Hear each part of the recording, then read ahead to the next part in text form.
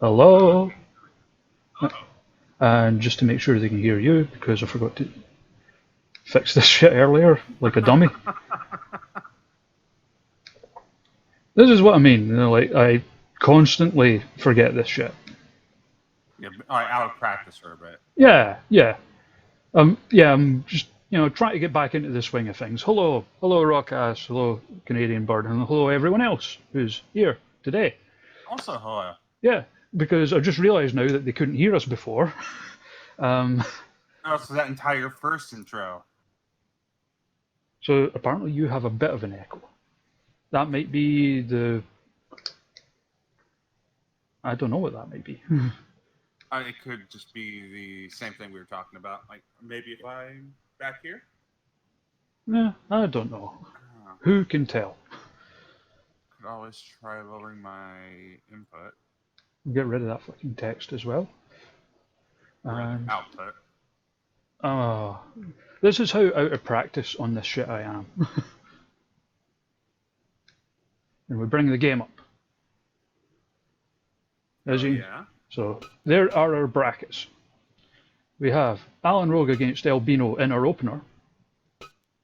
Sam King versus Ash. Buck Lincoln versus Sasha Walker. Connie Beaumaye versus Daniel Foolhardy. Jordan Casanova versus Destroyer. JJ Strife versus Holly Roode. Mark Ansoni versus Rabbit. And Mandy Mayhem against Real Deal JRH. So I think we're ready.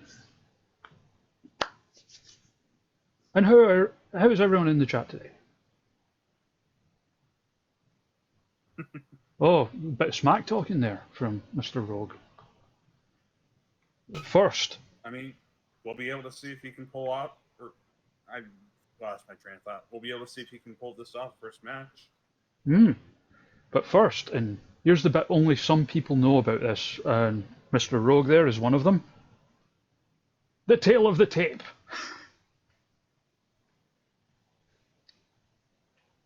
So on the left we have Alan Rogue standing at a height of one single-decker bus to Albino's 5'6". The weight difference is 14 stone because pounds are for Yanks to the Albino's weight of more than a cat, less than a donkey. Alan Rogue has I guess you would call it, the equivalent of the reach advantage by something to the tune of 5,240 miles. I guess the edge in that category would go to jet lag. Because, it's like the distance from Falkirk. Yeah, because we're in this tournament is in Falkirk, a shitty little town in the middle of Scotland. And I'm allowed to make fun of it, by the way, because I grew up near there. Albino only listens to My Chemical Romance, whereas Alan Rogue's favourite Rush song is Tom Sawyer. Get the feeling that's going to be the predictable answer. So, without further ado, let's get to it. And when the match starts, just let us know how the volume goes. How you can hear us in comparison to the game itself. Right. Oh, that's not.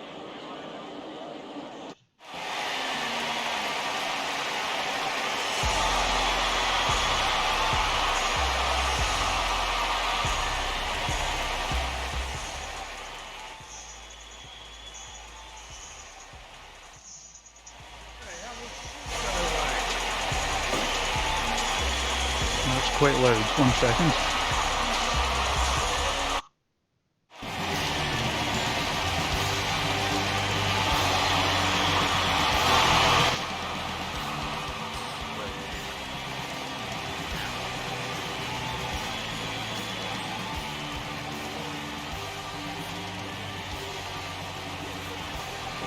That should be better.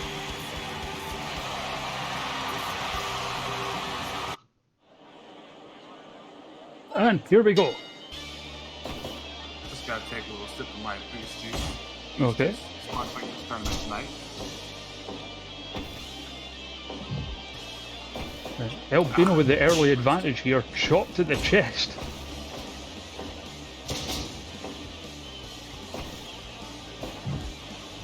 really taking it Oh. to this member of Sideburns Worldwide.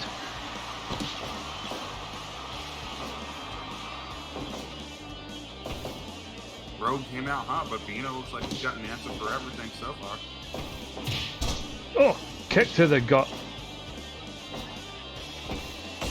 I was going to say you can't plan for that, but I guess you can because, you know, Bret Hart with the steel plate that time.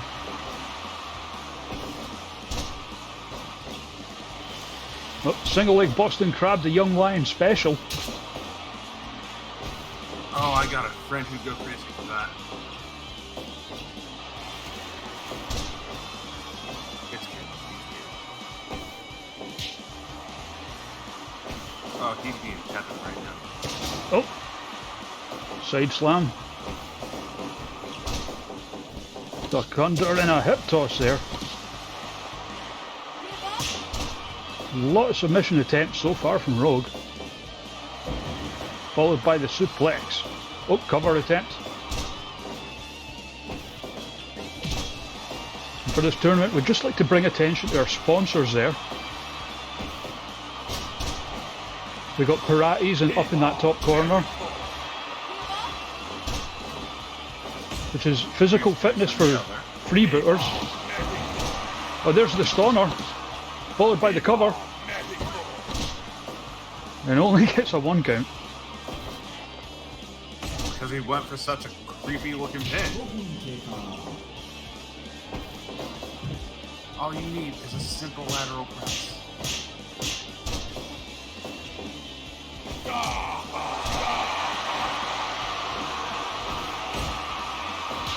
I'm trying to make up a joke about stoners and a pin not lasting long, but never mind. Stoner is a Scottish word for a boner, by the way. Oh, here we go. Mr. Rogue's Wild Ride. 2.9. Oh, so close. Albino up top before remembering he's scared of heights.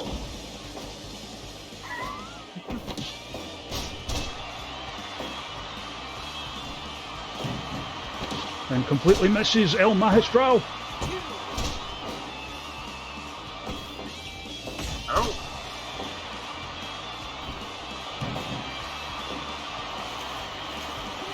And Rogue really working the limbs. Oh, but Albino trying to con the ref into a disqualification there. Rogue was having none of it. Locks in her rings of Saturn.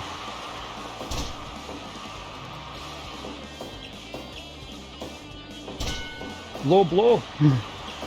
Oh.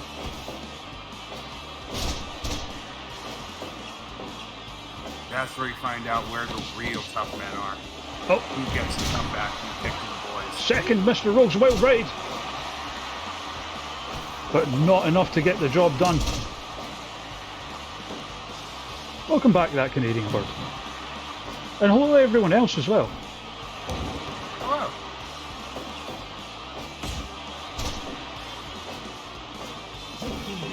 Why is this emo luchador a pervert? I think it's because Stu's from Bo'ness.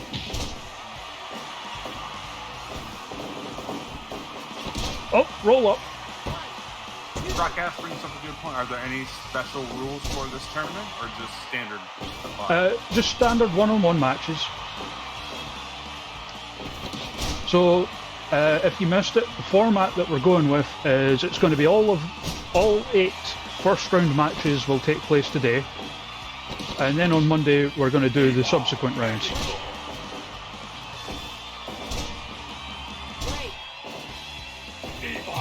Stoner! Drags him off the PayPal logo to get the pin in, and we can show off that lovely sponsor simultaneously, but only a 2 count. Fancy pins aren't your friend tonight.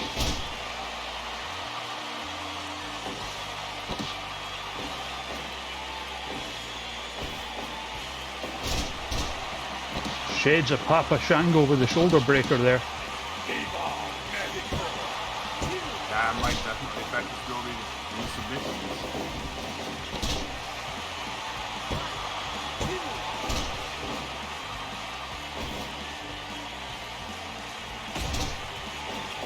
There's our other sponsor, Whole Snacks Boutique. Because if you're hungry, or especially if you're thirsty, get yourself a whole snack.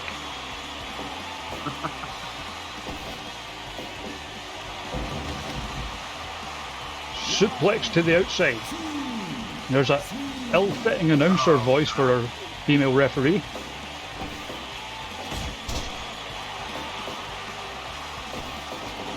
Irish whip. Shoulder tackle from Albino. Low blow. Followed by a roll-up. And Albino comes out with the win. Oh!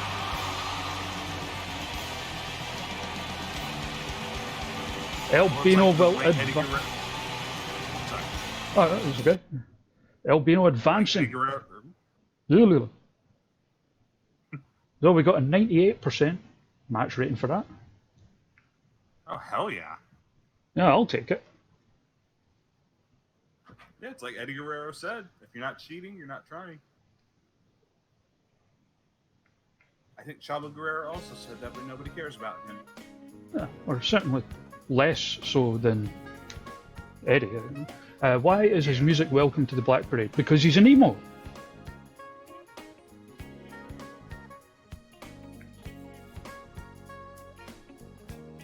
With that, we're going to go to our next matchup.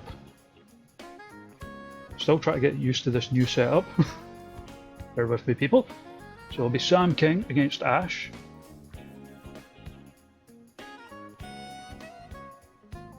Oh yeah, thing I need to sort. Because there's this weird thing when you do a tournament, because you set up the match rules and whatnot before actually starting the tournament, that includes the music during the matches. So I'm having to piss about with like changing file names for to keep up with the thing of having different ones, if that makes sense. Right. I did the same thing with TEW for a long time. I've never had a proper go at TEW yet. I will one day. Well, dude, you have the new one coming out in about 5-6 months.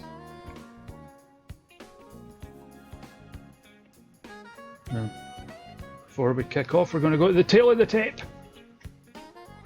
So Sam King with a clear, 8-inch height advantage over Ash. 265 pounds to 2.3 Marco stunts. Not a great deal of difference in the proximity. Got the finishing moves, King's landing to Hot Girls in Bad Moods, which is probably a reference to something I don't get. It's probably like a fucking Fall Out Boy song or something. Favourite Rush song, Limelight to 6969 by Ninja Sex Party.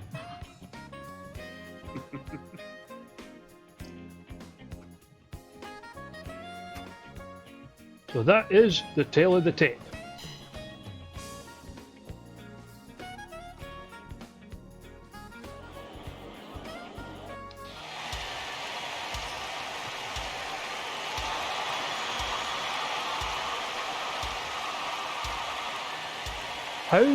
How's everyone able to hear Rep during the matches, by the way?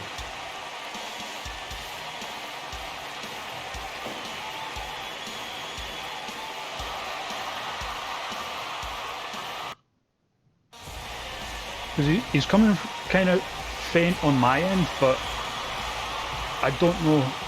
Rep seems a bit quiet. I'm just trying to cut down the echo. Are you able to like turn up like your mic or whatever? I can, but I think that'll just make it louder back on your end. The echo will be more visible. I'm not hearing an echo on my end though. Okay, bump my output up a little bit. Get it back up to 70. And is that any better? A bit clearer. Maybe turn it up a wee bit more.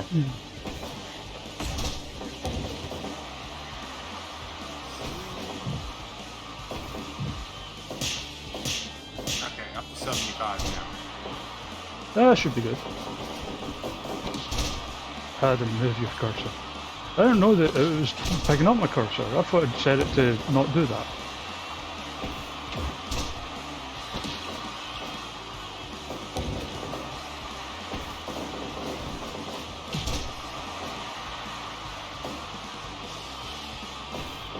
Also moving to push the top for a bit while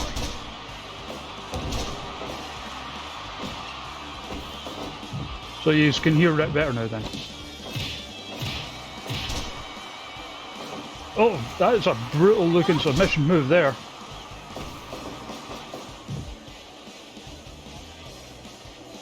Fairly even so far. Neck breaker from Ash. It's like a knee bar mixed with a boxing crab. A standing knee bar. Oh, there we go. Strong style. Strike battle. And it's King that gets the better of it, followed by rather innuendo-ridden low blow.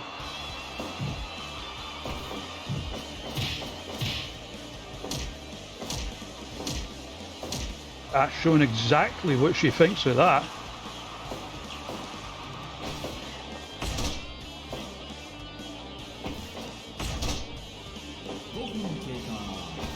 Five minutes gone.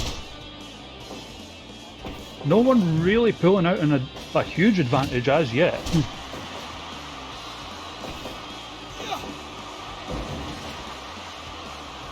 So who you got for this one, Rep?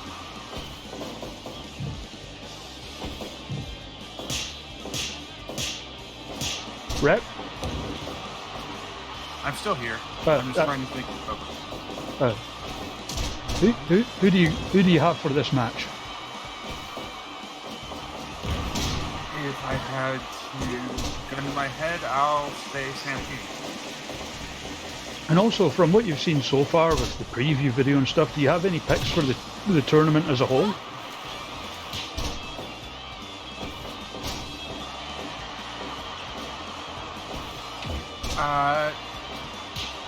Albino's one. I'm also looking forward to seeing how JJ Strife and Rabbit, Daniel Foolhardy, a lot of people I've recognized from other events. Oh, low blow. Followed by a roll up, but way too close to the ropes there. So just do it again. Heads up top. Big stamp to the back. Cover. Sam King with a Destino out of nowhere.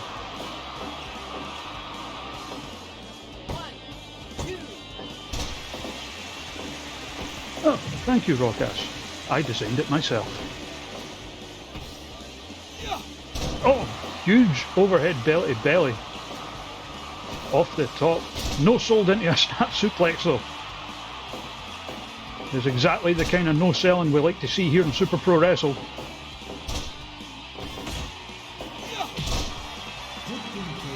Very back and forth. Super kick.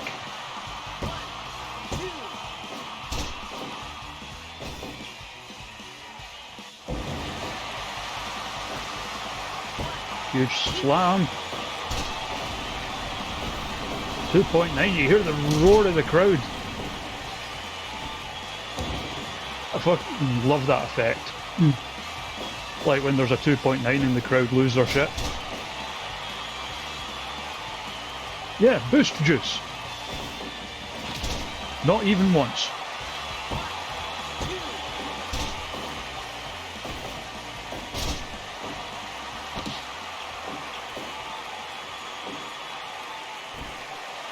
Oh, stomp to the knackers off the top.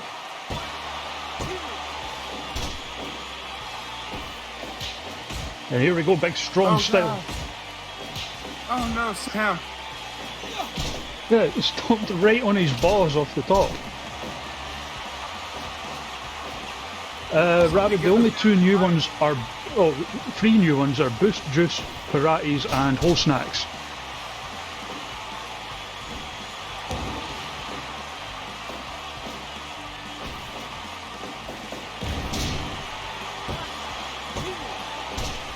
That double arm power bomb.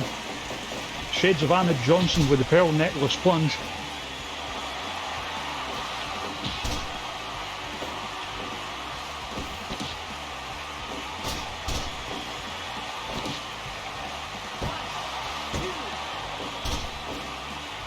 Rabid says, if the stomp to the balls put Sam King away, I'd laugh my ass off. I think we all would, to be fair. I mean, let's face it, if anyone gets hit, if anyone loses to like a low blow or a shot to the balls or whatever, we're going to laugh. It's just the rules of wrestling. I won't. I'll start a GoFundMe for his recovery. Cover. Oh! Off the slam dunk, and we have a winner.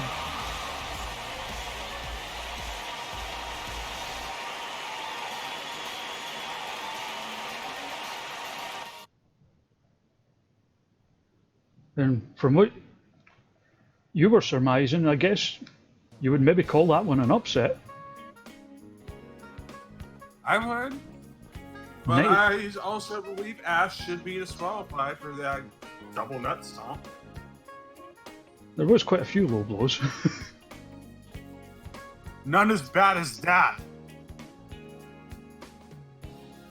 No, that's probably fair.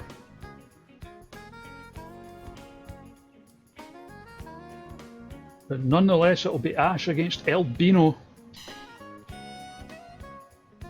in our second round. Next up we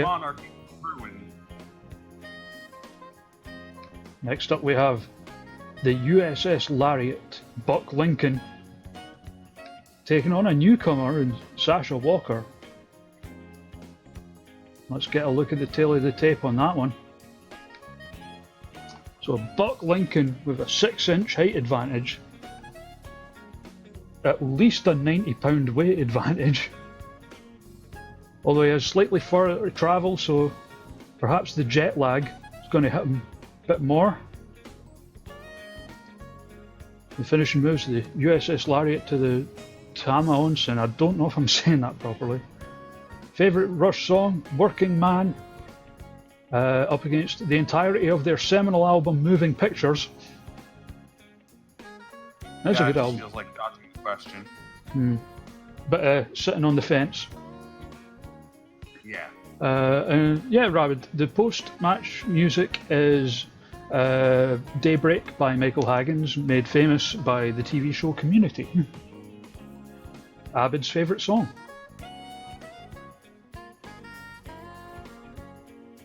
And with that, it's next match time. Buck Lincoln, Sasha Walker.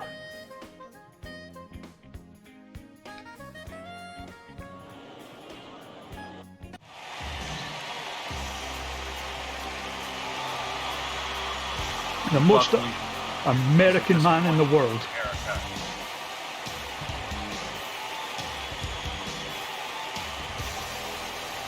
Gotta bring home both a trophy for all of America.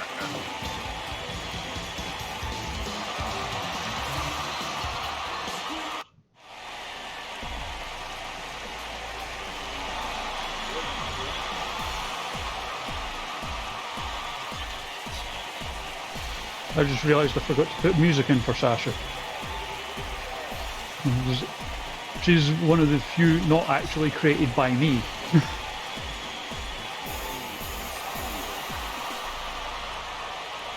That's okay, we can sort that out at a later date. For our newest roster member, here we go. As it goes now, she can just be one of those perverts that doesn't have entrance music for the time being. Ah. Right. That's a thing that the weird thing about the 2K games, how they always give Andre the Giant music, even though in WWF at least he never had any. Yeah, how he was from the era where they didn't have it. Like I know, like I mean, and I could be mistaken. If anyone can correct me on this, please do. But I believe in Japan was like the only time that he had music.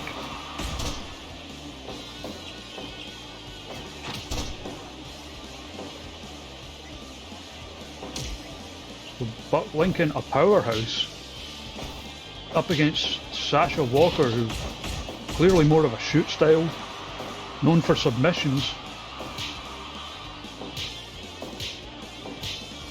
That move that I probably butchered the pronunciation of, the variation of a crossface chicken wing. Also, shit, I forgot to change the music. But that's okay. Small package. Something you could never accuse someone as American as Buck Lincoln of having.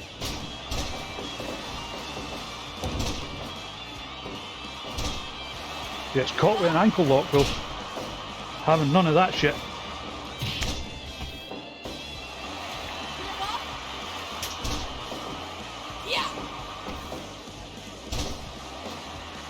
The sack of shit. So who you got for this one, right? Here, I gotta stand my boy. Gotta go for Buck Lincoln.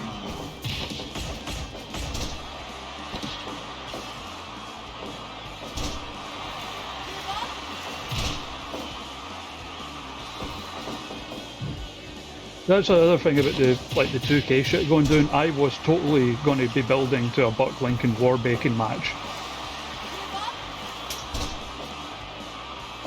And it would have ruled. Back and forth, caught with a rear naked choke.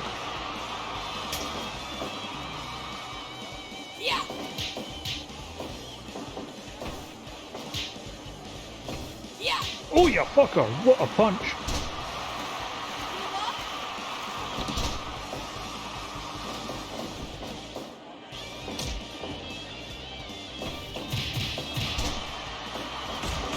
And raining blows to the back of the head, illegal blows to the back of the head of Buck Lincoln. Cover.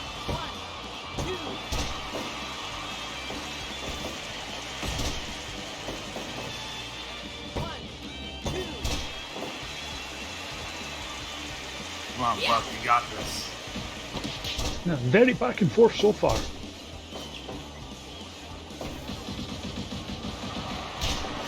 The thing is, Cass, it's very difficult to make someone completely dominant in Fire Pro games. Because the whole idea is built around making people who are going to have good matches. Which is what I've tried to go for, at least. There's that signature move. Buck Lincoln manages to muscle his way out. And again targeting the limbs and just digging the elbow into the temple of Buck Lincoln. Not to mention, like, the entire idea of big dominant monsters, that's not even a real massive thing in Japanese wrestling, is it? I mean, I guess it is, but not to quite the same extent. Like, yeah, you don't, like, you will have a big strong fucker who's dominant, but they're not going to come out and, like, demolish someone in 2 minutes or whatever. Yeah, like, they're gonna show, hey, your fucking fighting spirit doesn't matter, I'm that much stronger than you. Yeah. The jeer into their Goku, basically.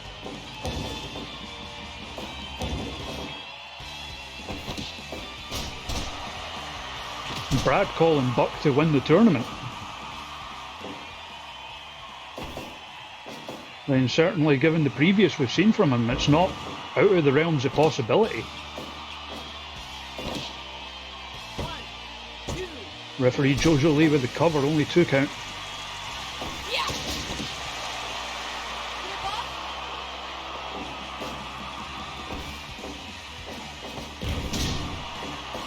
Cover.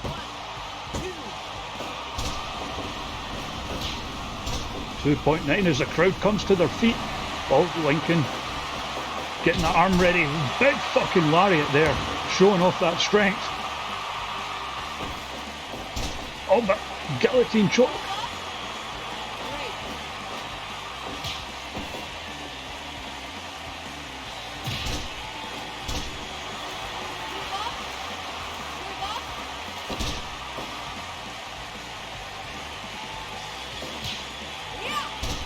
Oh, spear attempt.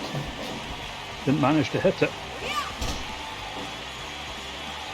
It's not often you see a guy as big as Buck Lincoln just straight up artfully dodge moves like a spear. Oh, giant swing!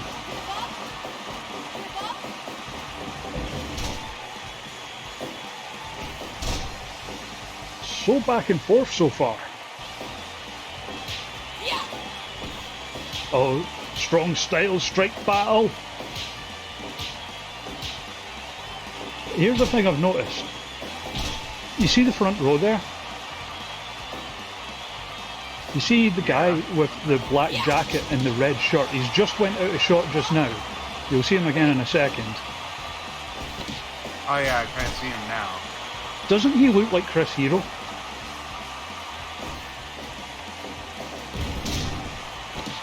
I might need to get like a better shot of the upper part of his head. Okay, yeah, that's totally Chris Hero. Chris Hero's here at fucking BOFA. Yeah. Taking it in. Who knows, maybe he'll show up at some point or other. His arms are crossed, yeah. That's what I mean, he's observing. Oh, hey boss.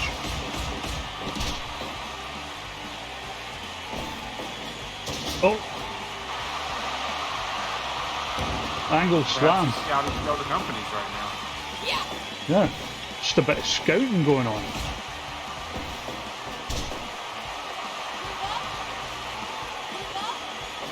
I mean, I guess now that WWE guys are allowed to work with independents.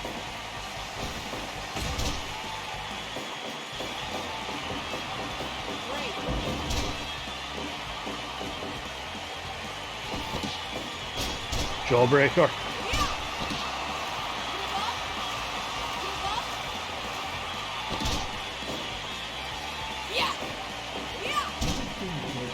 Misses the spear again. These two just knocking lumps at each other.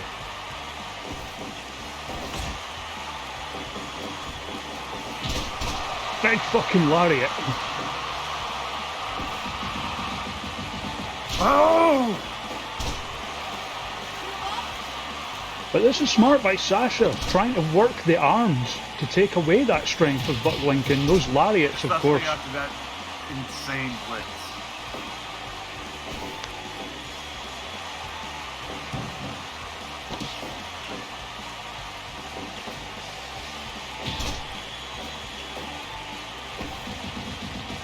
And again, just teeing off on Lincoln.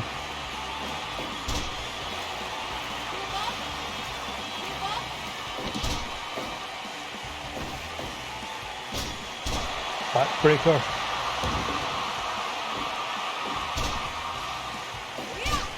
But it seems so far they just have each other's number at every turn.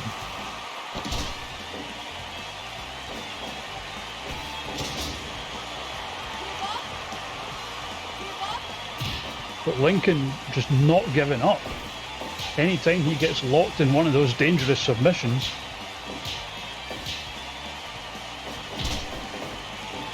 Oh! Big discus lariat there from Sasha.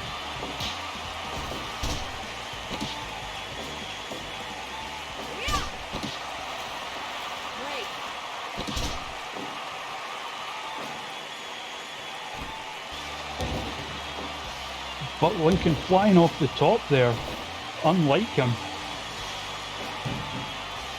You gotta imagine that's a ton of weight coming down on it.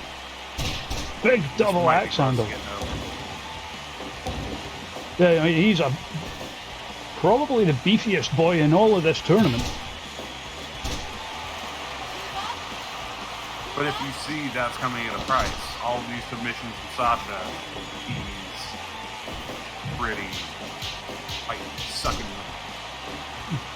I mean, fortunately, each of the competitors who make it through are going to have a whole day's rest before the next round kicks off.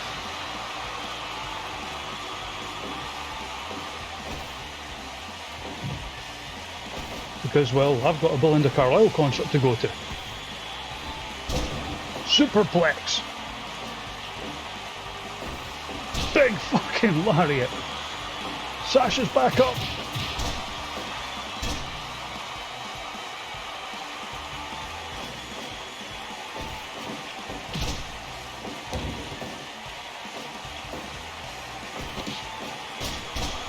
Again, just absolutely hammering each other.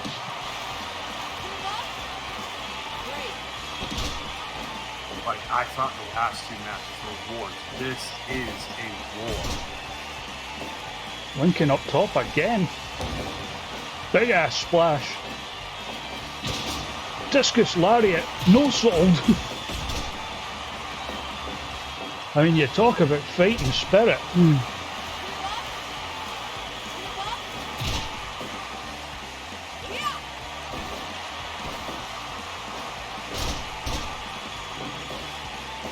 Oh, no worries, Jen, and it's actually Monday. Thank you.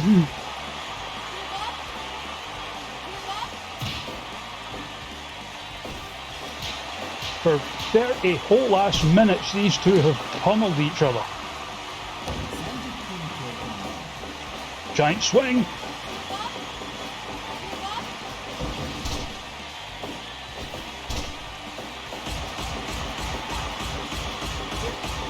And just teeing off on Lincoln there.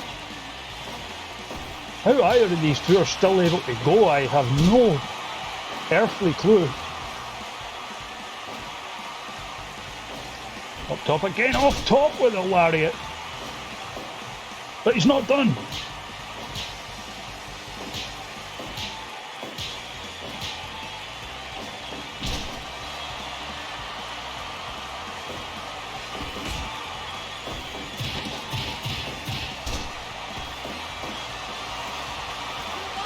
Now, ankle lock, gets to the ropes. Running power slam. We are getting to a point where any move could be the end. Nice ring. Thank you.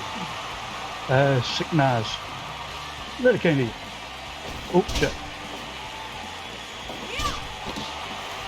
Yeah, I thought I'd set it to not show the cursor.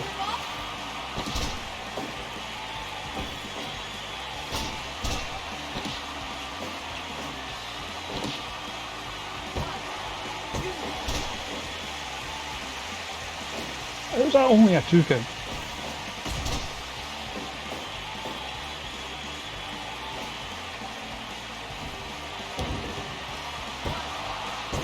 There, fixed. See, no cursor.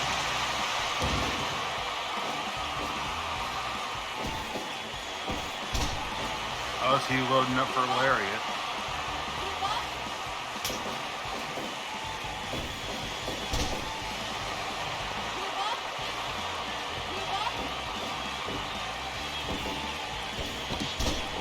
Oh! That's the USS Lariat. And only a 2. Yeah.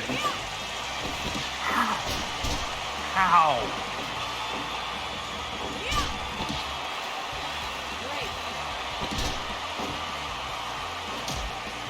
Now, you wonder how these two are still alive, let alone still going.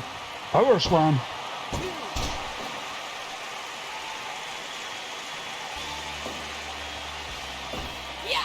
Fuck! And Lincoln's now busted open from that hellacious right hand. That could be the very first sign of the end here. Blood gets in your eyes, you can't see straight, and you need that accuracy for something like the USS Lariat.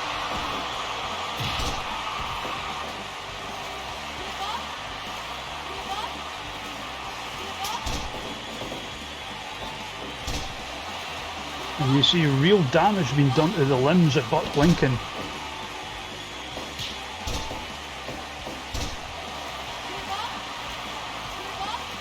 That as well, like, if he can't stand, he can't deliver with this, like, he can't plan himself, he can't get that proper form. If he can't use the arm, he can't either whip her into it or use the lariat.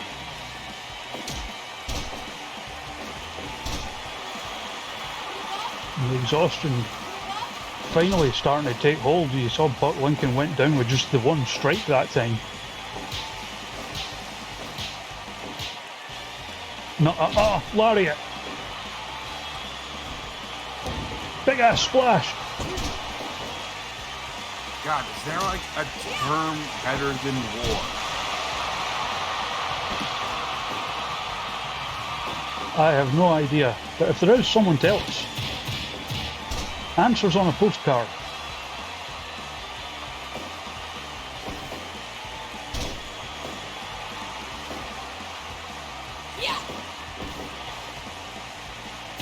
Sasha takes him to the middle of the ring, blocks the attempt at an ankle lock.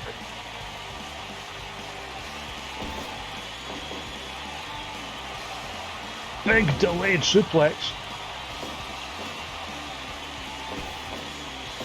So go behind. It's late in the match, that would be a game changer. If she, the blood rushes to her head and drop all three goals.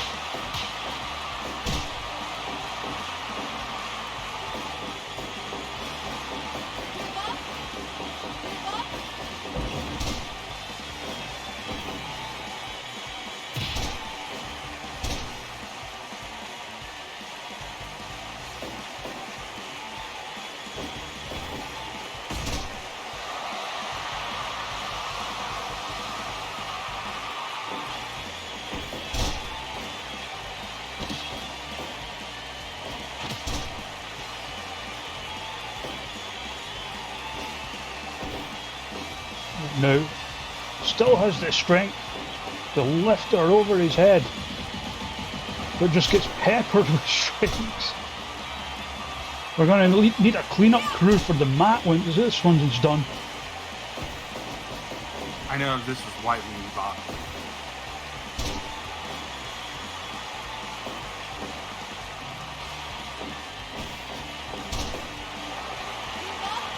it. Guillotine again. But Buck Lincoln will not die. I'm honestly surprised that almost an hour in he's still doing the big moves like the fallaway slam, like gorilla press. It does take a lot of energy. It's just because of how American he is, that's why he bleeds red, white and blue. Well, just red, we can clearly see that just now, but metaphorically I mean. Cover! And there it is!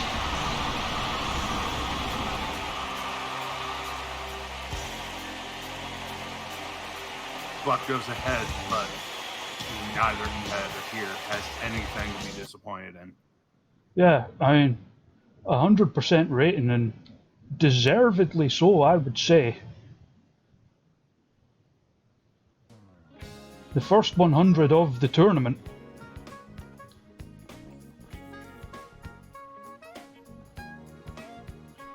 Bring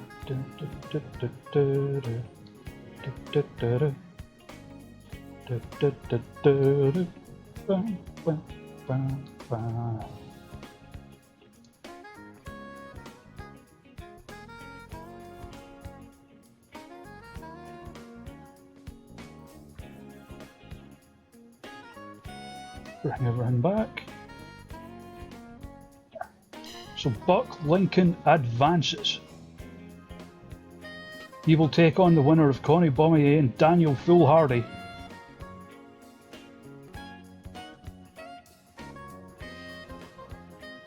And with that, we must bring up the tail of the tape.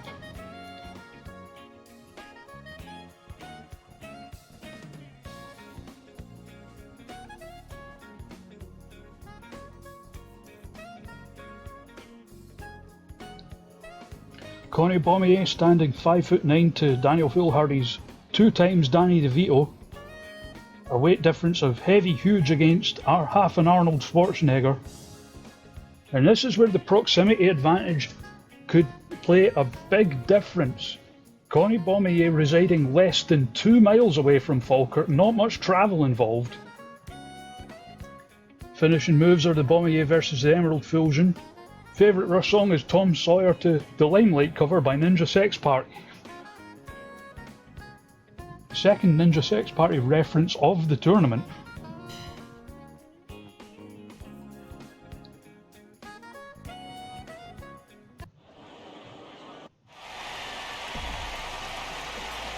Ah shit, I forgot to set Connie's music as well.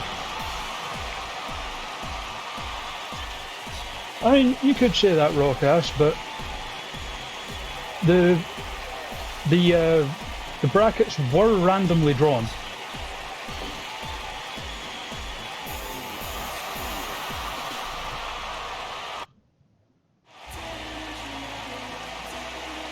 And here comes Foolhardy, a star in multiple promotions.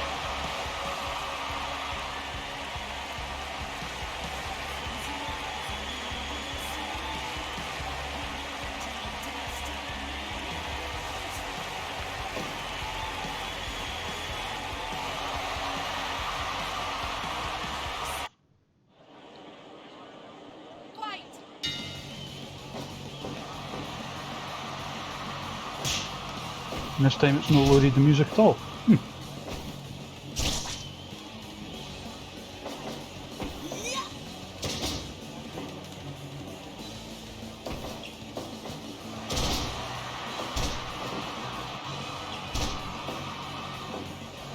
No matter.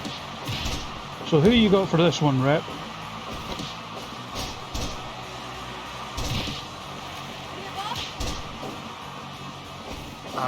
This match, I have more experience than Daniel Foolhardy, so I'm going with him on instinct. But like you said, the distance advantage, proximity advantage, definitely goes to County Bowman here. Yeah, plus she's for Camelin.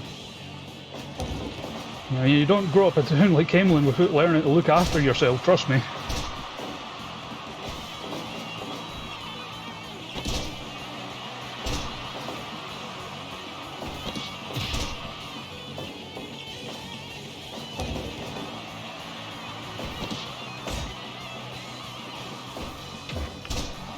Headbutt there from Bommy into a Scorpion Deathlock. And believe me, knowing her, it's definitely more of a Sting reference than a Bret Hart one.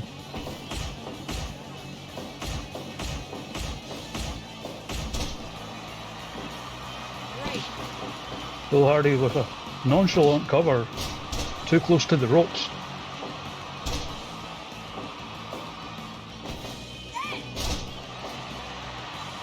Snap suplex followed by an elbow. And again, like all the matches so far, very back and forth to start with. No one gaining a clear advantage.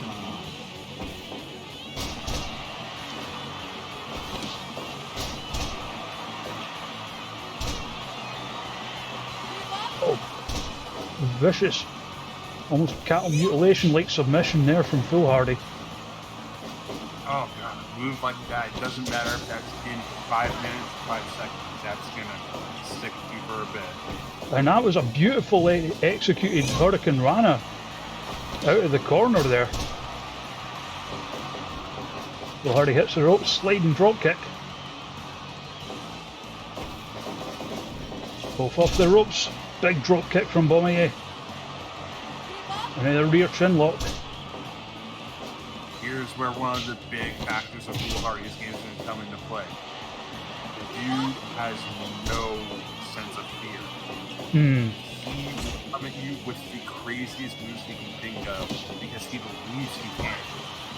Oh, exactly. I mean, there's a reason they call him the Reckless King. Has won titles in nearly every promotion he's featured in. In fact, quite possibly all of them.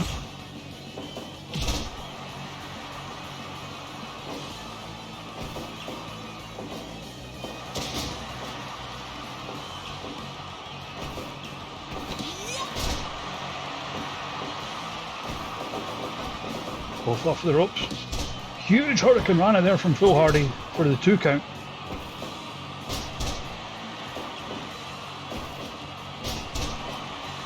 Stiff DDT. And almost a clover leaf.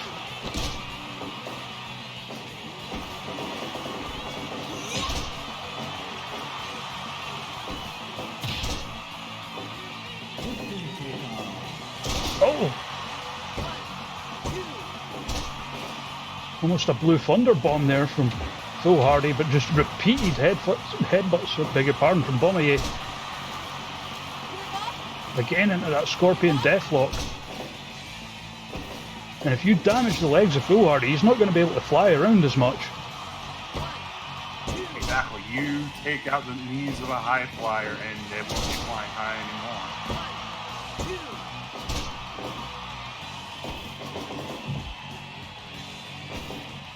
And now foolhardy taking her up top, but for what? Oh, headbutt. Followed by a splash off the top. 2 count.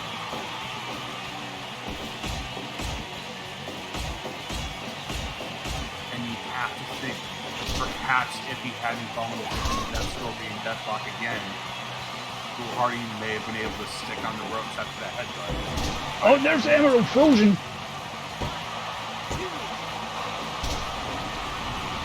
Just. Connie gets the shoulder up. Jumping flatliner there. Foolhardy trying to catch his breath a little bit.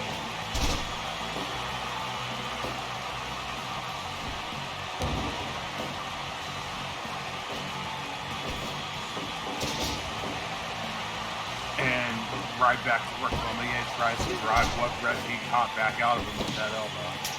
Oh! He's trying to fool a ref. But she's having none of that shit. Oh!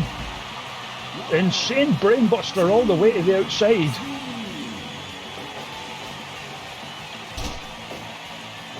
Misses with the roll-up attempt, but catches a DDT. He's like, aye, I'm smart. Look at me.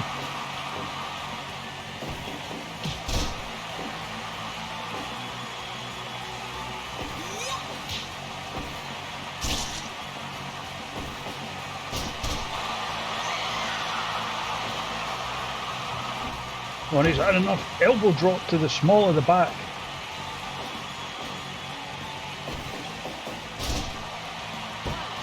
Northern Lights from foolhardy, 2 count.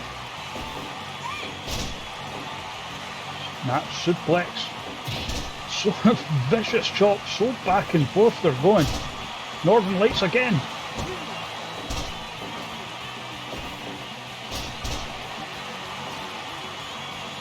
That's where foolhardy shines. Every time you think he might be out of it, that snap second decision, and he's right back there. He thought Bombayé was getting the advantage earlier. He turns it into Northern Lights suplex. Right there, he got her with the drop. Catches her with a super kick.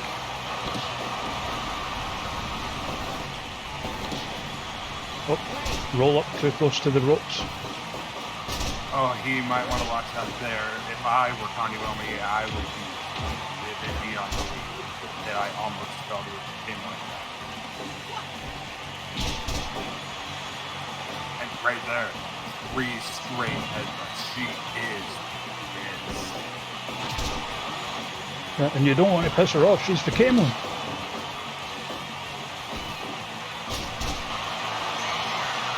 Oh yeah, you can see the fury right there. The screaming to the skies.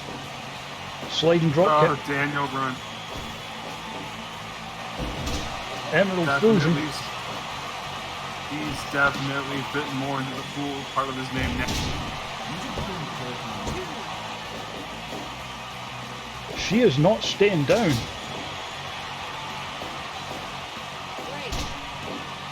Went for a cover too close to the ropes. Emerald Fusion again!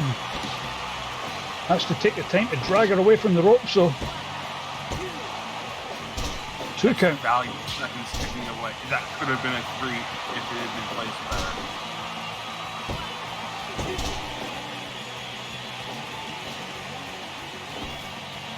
Oh, he's locked in a crossface chicken wing.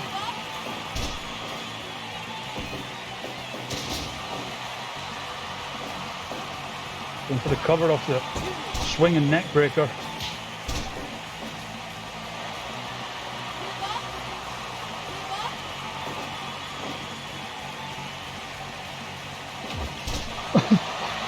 Vicious headbutt there.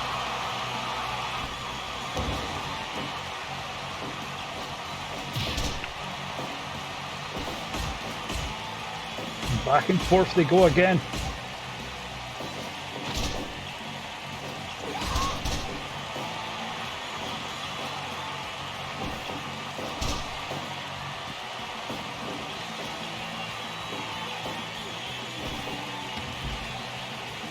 And again, we've hit a point where, much like the last match, you have to wonder how either of these two are still in it, given the beating they've both taken.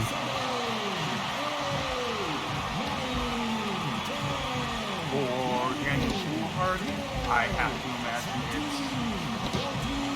he has this energy that we don't even know about. We don't even know about. So for Honey, Rage is a hell of a fucking pain reliever.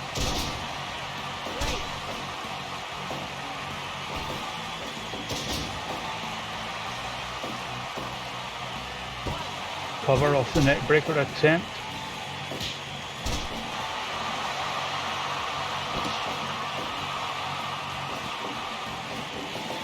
Lardy off the ropes. Elbow to the back of the head, followed by some kind of knee bar.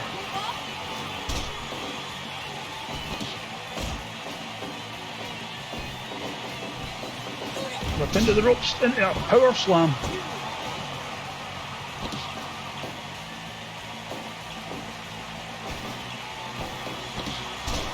Victory roll out of nowhere. Yeah, they're both wrecked.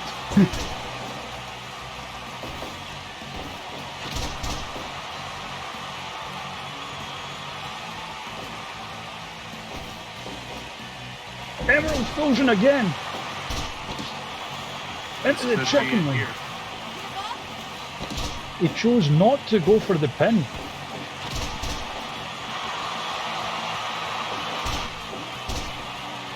Then points at his head like he's smart for doing that.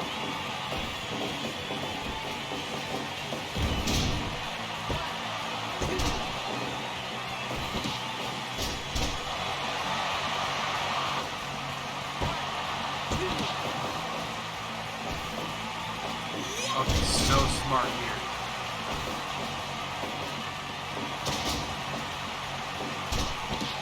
And foolhardy just no-selling. I think he's going into business for himself at this point.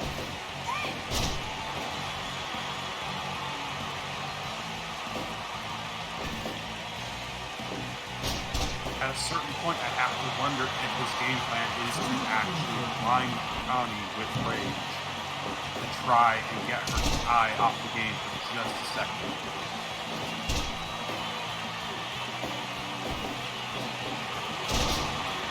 Because that second could be the second she forgets to kick out. The second she's distracted. Notice the Emerald Pool.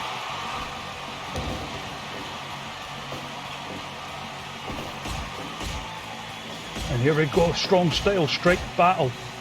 Bill Hardy veers back with the super kick, got the better of it on that occasion. They're going for that nonchalant cover again.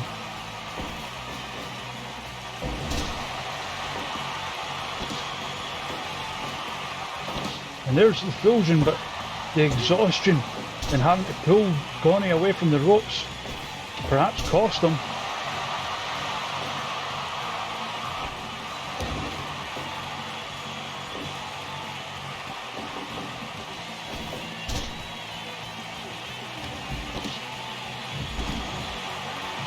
And now taking it to the outside again.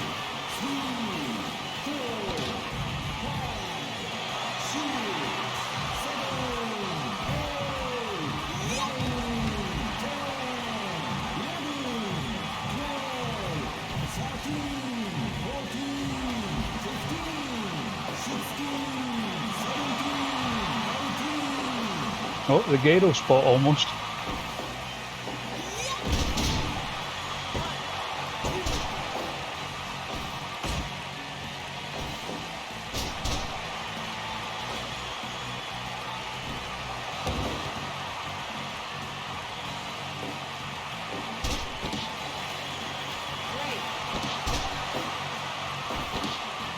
Oh, and again, trying to get her disqualified.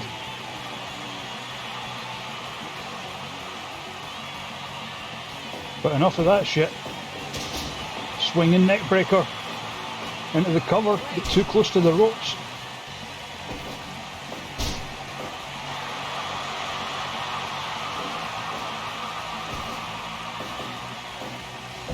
Oh my God!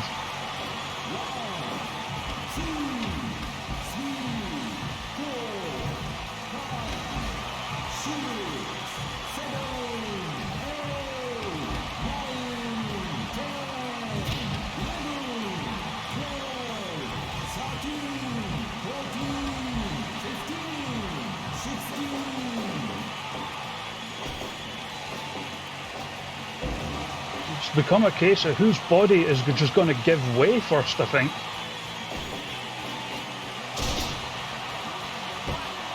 Blue Thunder Bomb!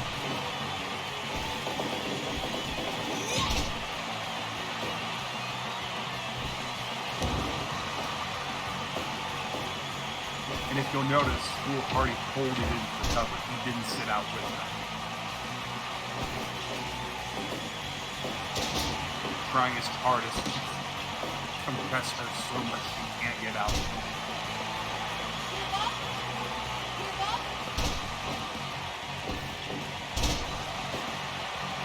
A few leg sweep, heads up top. Big diving elbow. But there's the fusion again. But again has to pull her away from the ropes. And into the chicken wing again, opting to not go for the cover.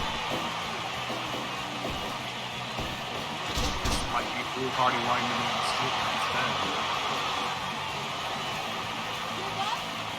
instead. You notice he's going for a lot of submissions in this one, which isn't exactly what he's known for.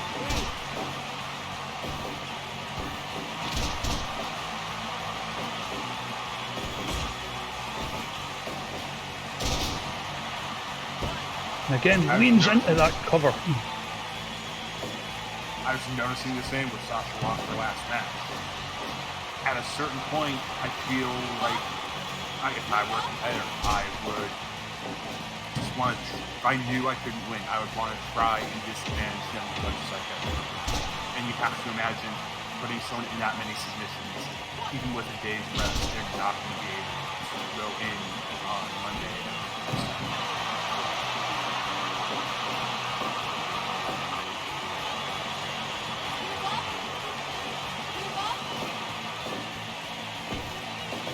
Oh, small package.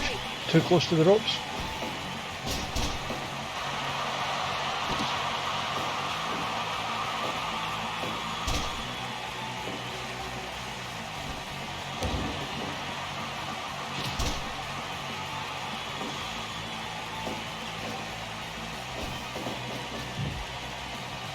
Brings Phil Hardy into the corner. Oh! Sunset Flip Power Bomb 2.9. What is it going to take? Victory roll. And I guess that's what it's going to take. It'll be better than nothing. Like I said, that second where Blue Hardy may have been thinking of a different way to come at her, Connie was able to distract him, or not distract, but she managed to sneak in a pinfall and he couldn't get out of it.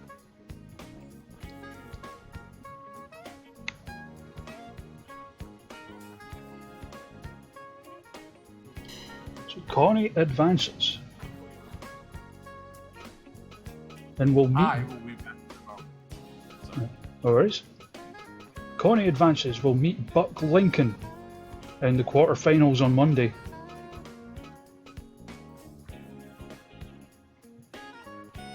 Next up, Jordan Casanova versus Destroyer.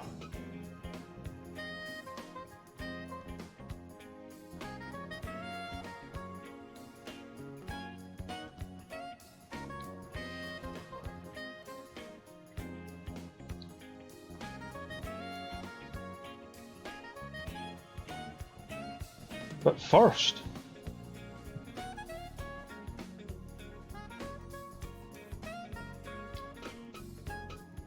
because I did promise this. We'll have a one-off non-tournament match. Who would you like to see?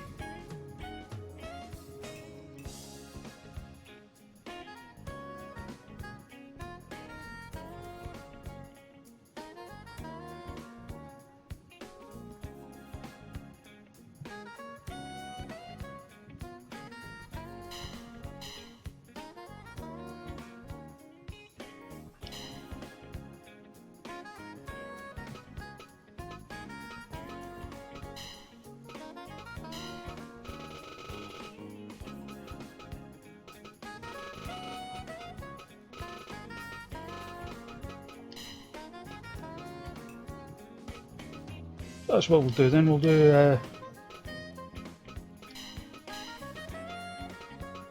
since they're both here, we'll do Cass against Jen.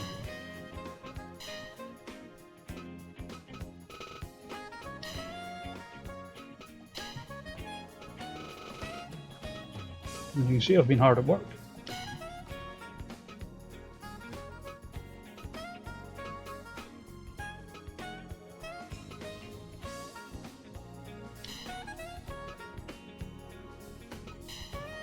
The referee for this one will be Senior Official.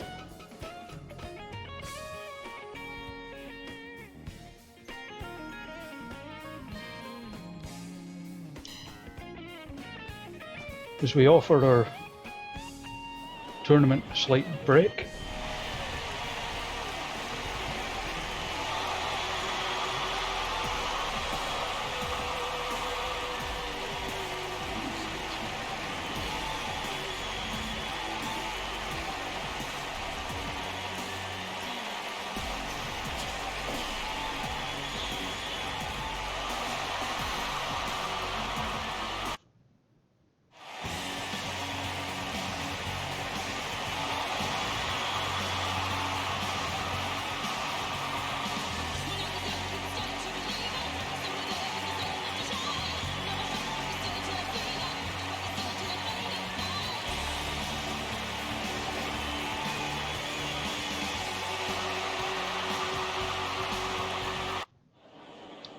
Here we go. Ding ding, wrestlers go.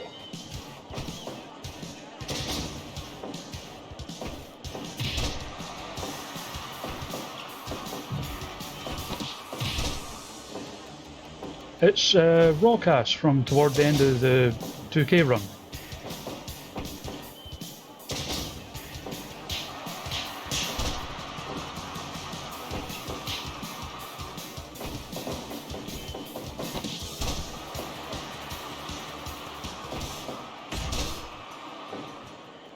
Oh, hey, no.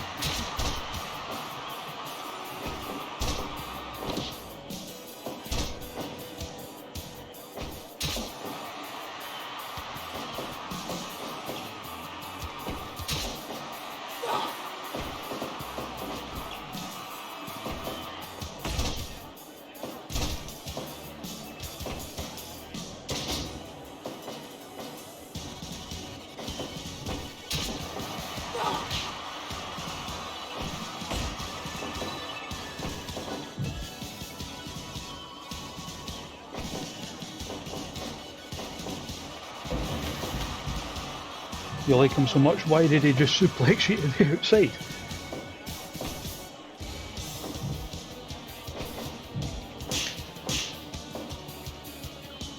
Oh! Right to the bosoms in the corner.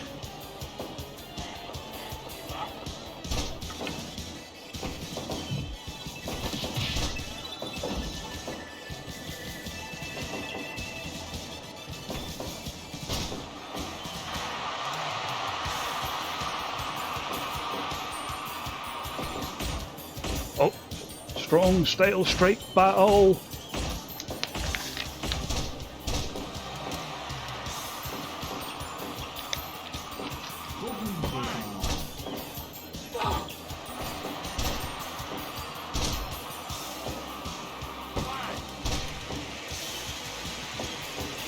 And looks like Jen's busted open. Low blow.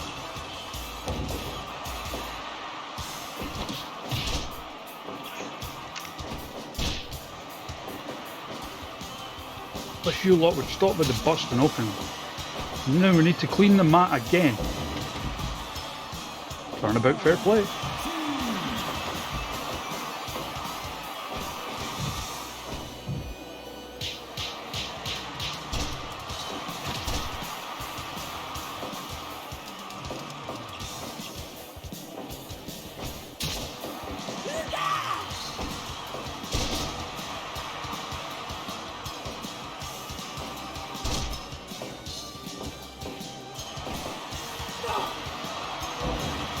Big ass suplex.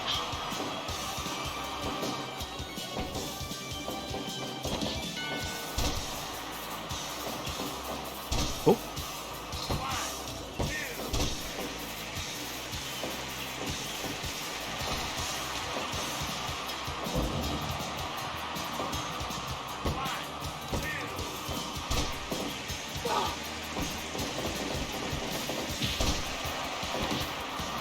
Big old welly to the face.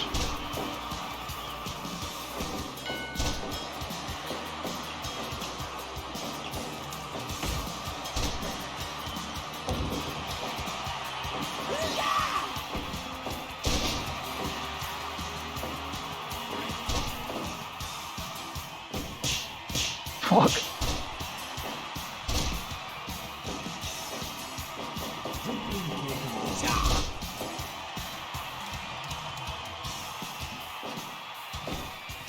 Ooh.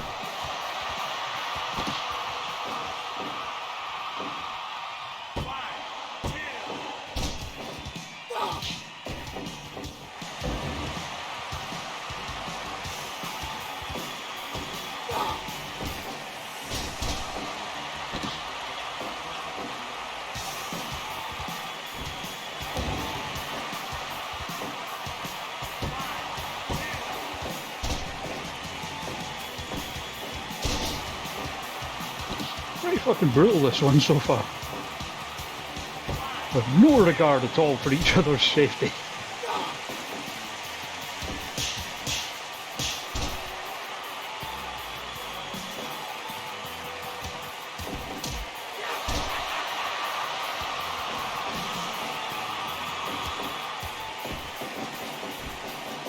The ropes. Scoop slam.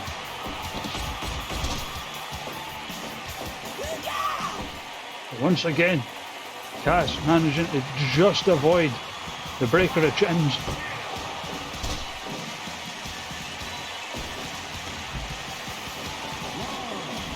Hits the ropes. Dive to the outside.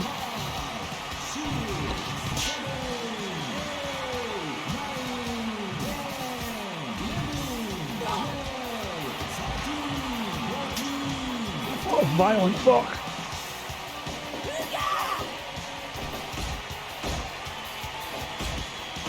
And now just laying waste to each other.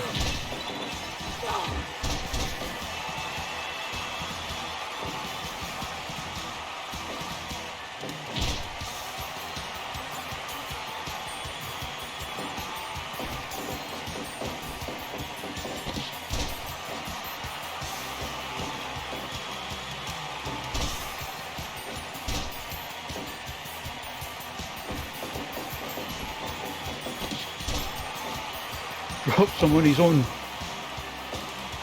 barbed wire baseball bat.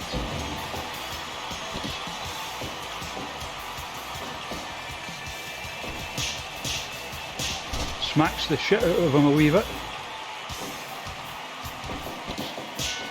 Oh no, low blow.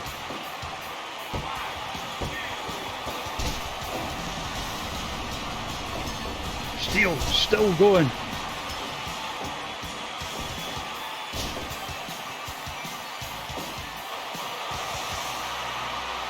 Try to bring the crowd onto her side.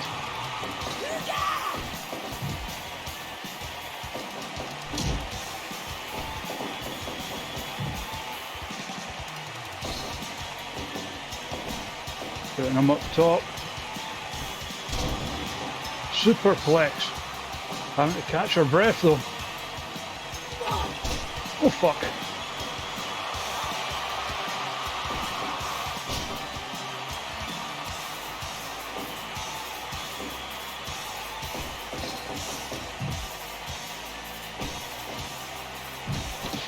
into the tree of woe.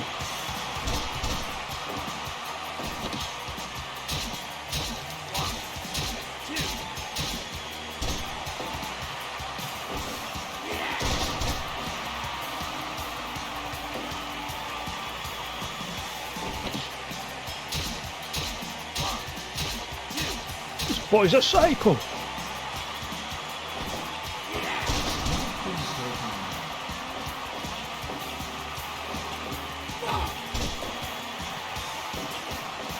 Oh, roll up.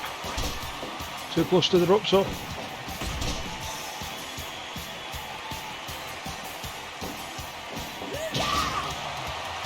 Out of nowhere, the breaker of the chins.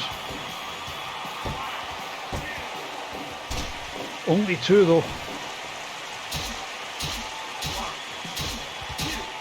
Fucking stop it, man. Hello, I'm back. Sweet Jesus, we already had the mat clean tonight. I know, right? This is just our non-tournament match to break things up.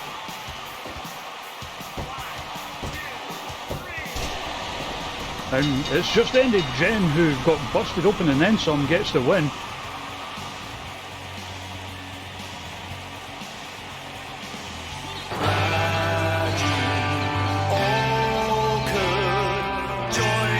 Someone's followed. Quasar, hello.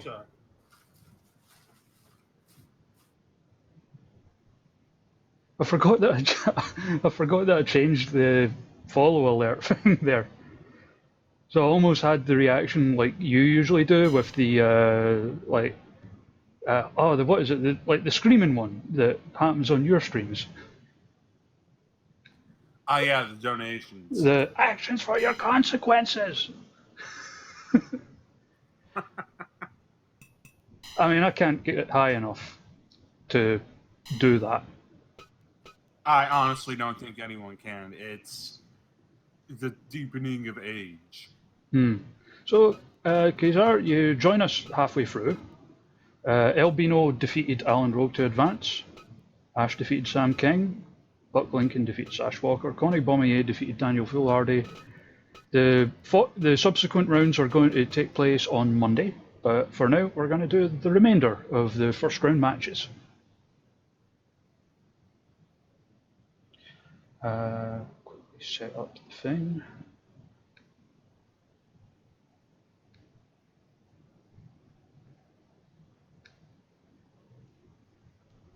There. As we now go to tail of the tape, for Jordan Casanova and Destroyer. So Casanova with a 1 inch height advantage. His weight 16.5 stone to 226 pounds.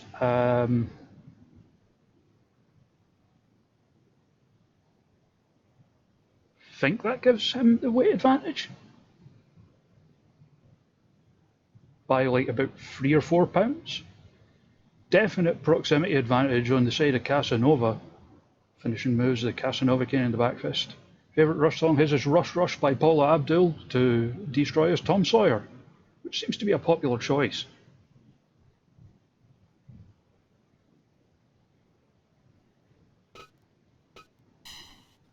I personally haven't listened to enough Rush to have an opinion on that. It was honestly only them, because I was just happened to be listening to them when I was trying to think up dumb questions for the tail of the tape thing. They're one of those bands. They're not like my favourite band or anything like that, but the songs that I like, I really like.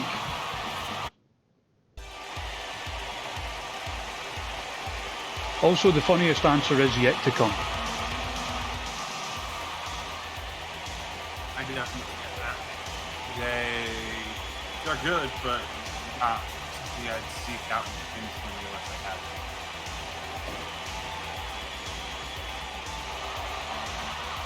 224 pounds is 16 stone. He was 16 and a half, which would be 231. So definite weight advantage of 5 pounds on the side of Jordan Casanova.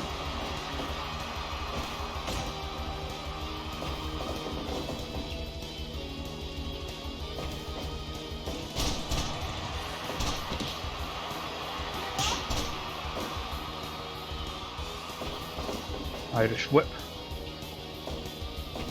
Also, JJ Strife, your match is next. Our match is next. Oh, fuck. Destroyer definitely not messing around.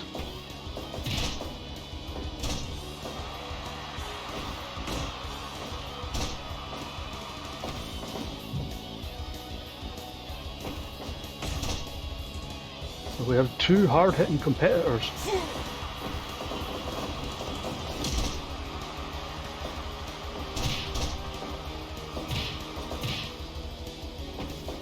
Stiff kick to the back. Again, like all the matches we've seen so far, no clear-cut advantage to start with. Very seesaw action.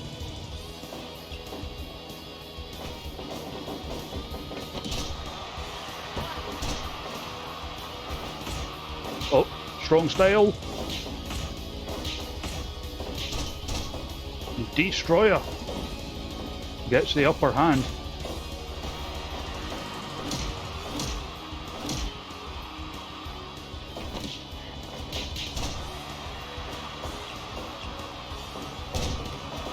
Big boy senton. Although, I don't know if Jordan's quite a big boy.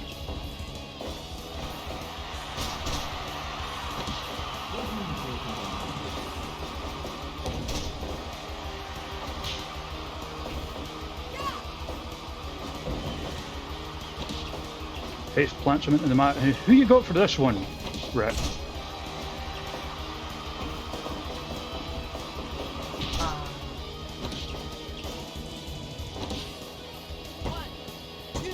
Casanova does have the weight advantage, but I'm also really digging Destroyer's like Road Warriors needs to lift door from Power Rangers in Space 7. Yeah, well, so I'm going with Destroyer. Yeah, I mean, even on like the 2K stuff, our look was inspired by, you know, like the I guess like early 90s All Japan Woman kind of look. Yeah. Oh, can we even show that?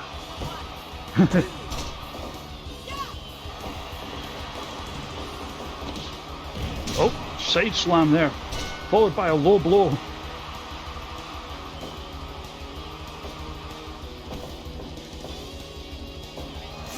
Oh, gory bomb, shades of Kaylee Ray.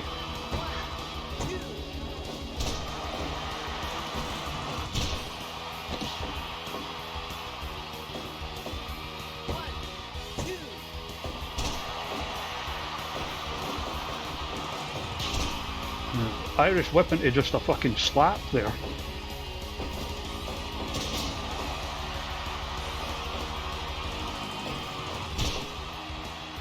And she's just hitting him hard.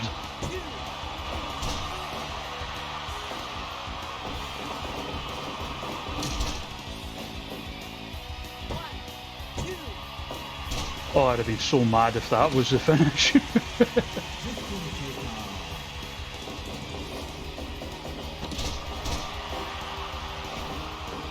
Oh, Casanova Kane.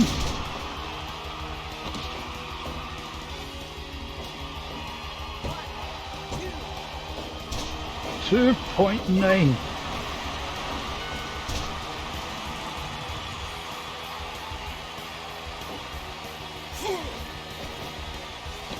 Oh, God style pile driver.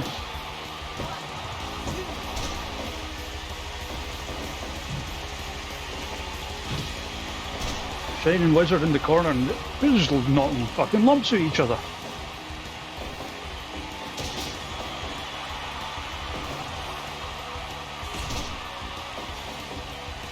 Cover.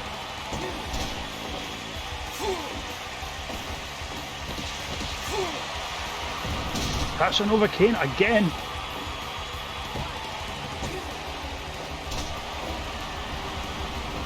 But again, Destroyer not having any of that shit.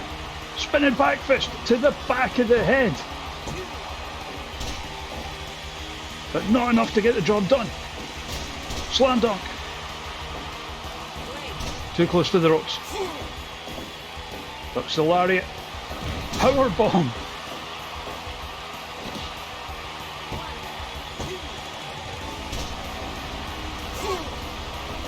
$2.999. Casanova Kane again, but too exhausted to go for the cover.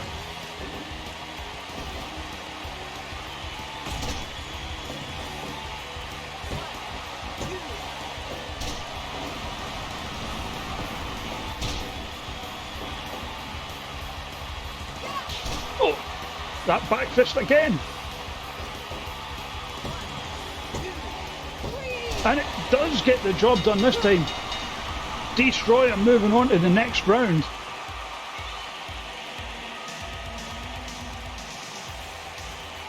Like, you can do all the flips, you can do all the slams you want.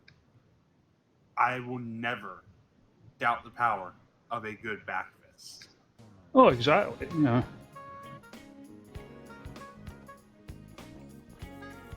As we move on, Destroyer will take on the winner of our next bout, JJ Strife against Holyrood.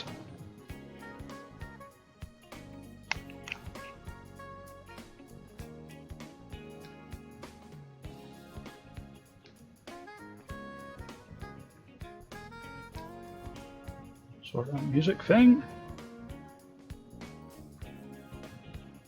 And sort out the tail of the tape.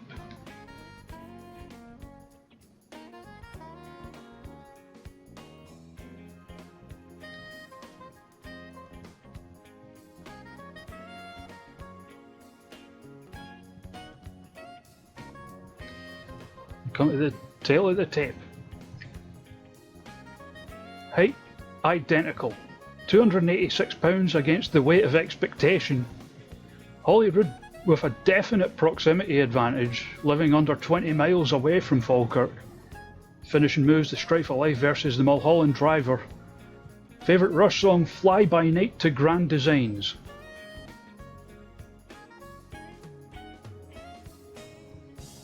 Now, of course, I would pick Grand Designs as the better of the two, but I'm biased. Because, you know... Well, you know... me being Holyrood and all.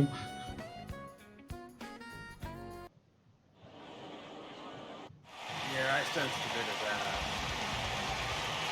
Is it nepotism when it's yourself? Sorry?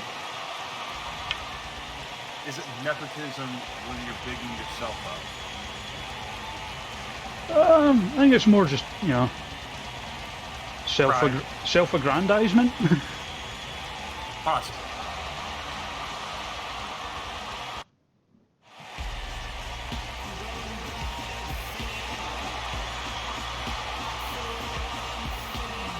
Yeah, Fly By Night is a good song.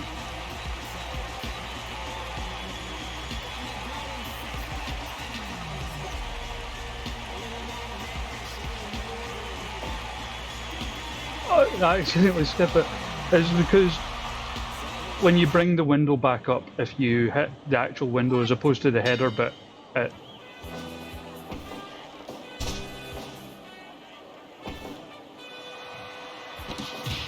And I would give the definite strength advantage to JJ Strife. Oh fuck! Whoops, sorry.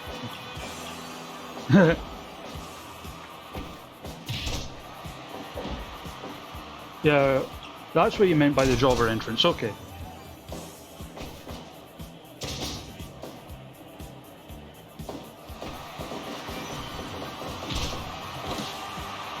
Well, you know, everyone who was at Super Pro Wrestle for the first round, the first sort of incarnation of it, knows it wouldn't be a Super Pro Wrestle stream without some kind of technical fuck up or other. It's just how it works.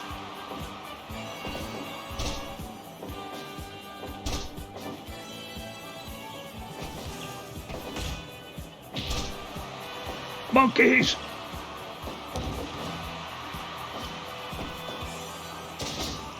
Yeah. Oh, I think it's less that he's not impressed, Chris Hero. I think he's just observing. You know, like the bad guy on a balcony in an 80s movie during a karate tournament or something.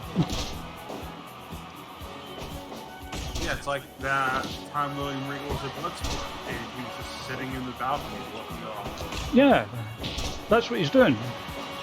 Maybe he's going to take on the winner of BOFA, who knows?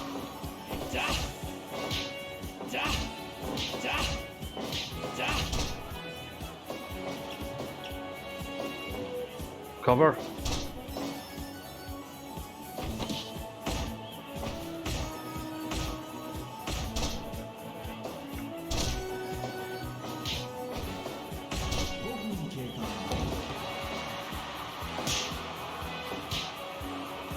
A very cagey affair between these two so far.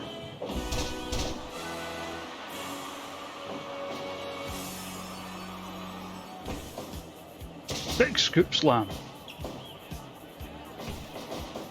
Irish whip off the ropes, back elbow. Not quite the Judas effect, but not far off. Cover. Only a 1 count.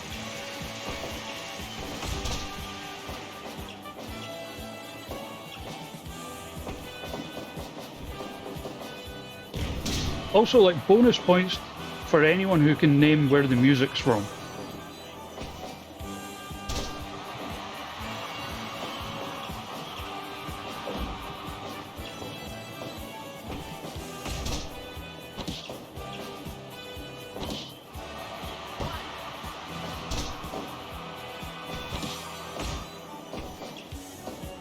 Exploder.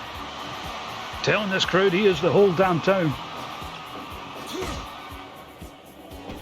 I am in shock, actually, that Holy Root is able to slam JJ Strife with that amount of power.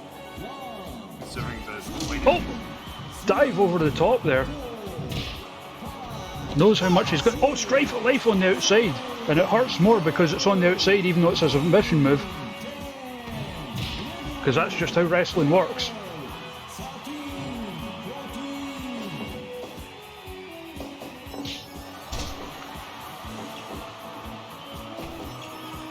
Go behind. Better at the outside than the apron. That's the hardest part of the ring. It never finishes the match. See, we always disputed that here in Super Pro Wrestle. We believe that the post is the hardest part of the ring.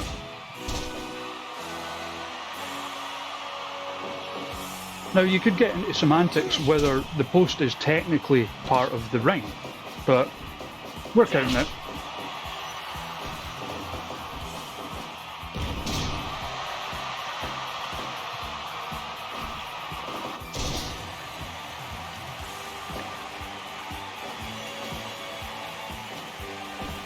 Oh, looking for something but gets caught.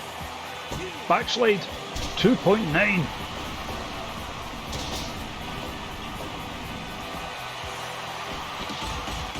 Big forearms there from Strife.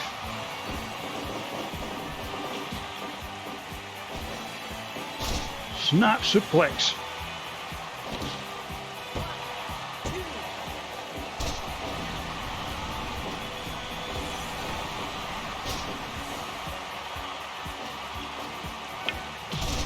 Enziguri from Hollywood. Strife back up, back in control, but misses with the splash in the corner. Oh, big power slam.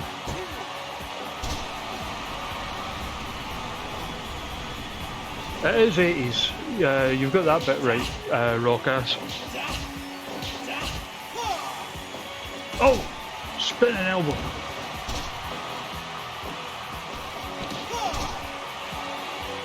It's score music, specifically Tigra's theme from Thundercats. Oh, Mulholland Driver!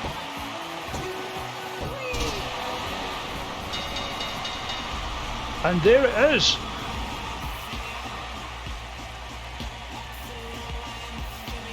Oh, we were definitely making a statement here. That's the quickest ending we've seen to a match so far, haven't we? One of. It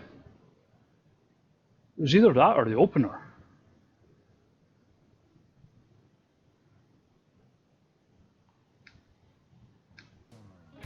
So it'll be Holly Roode against Destroyer in the second round on Monday.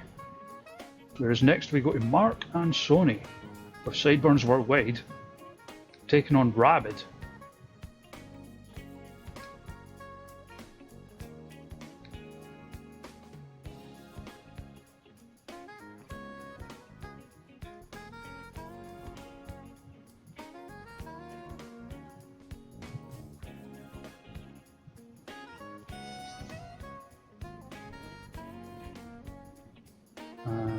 Sort out the tail of the tape. And obviously remember to remove it before the entrances start this time.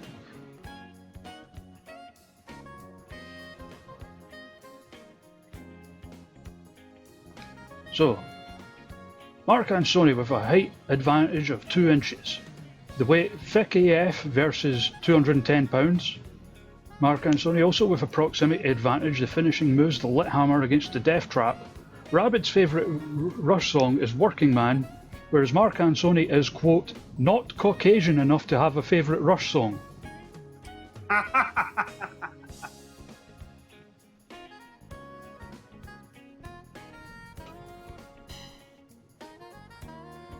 This is going to be a pretty interesting mix of styles here. You got Rabid, who's cut from that same sort of cloth as Daniel Foolhardy, smaller guy, a lot quicker, and Mark and Sony, who's going to be a big power man. Yeah, oh yeah, he's a big boy.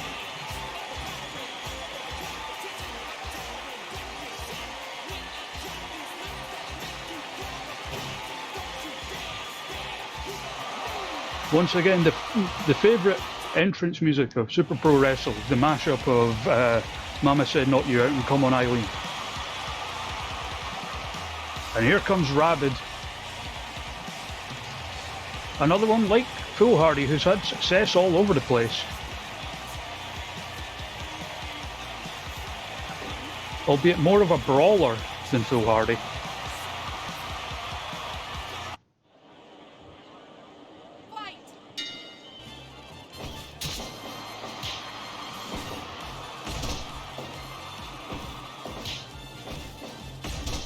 Also, it was from... I got the idea to use this one as music from like you and JBI's streams.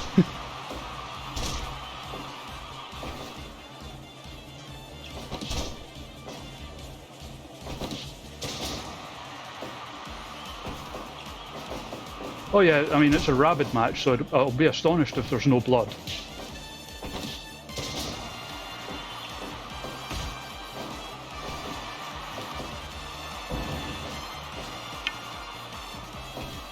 Obviously Rabid not afraid to bring weapons into play.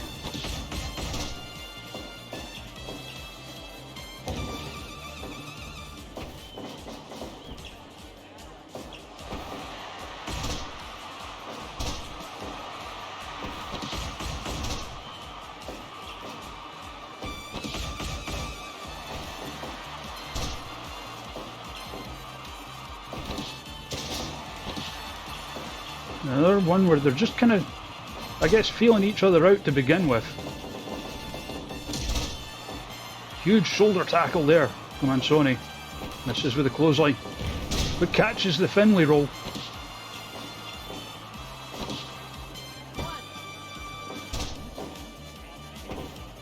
Oh, headbutt there from Rabid, followed by the low blow. And here we go, forearms.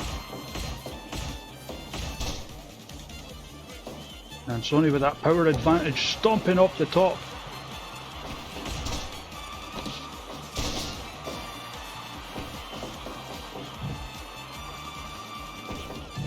What's Rabid going for here? Repeated headbutts in the corner.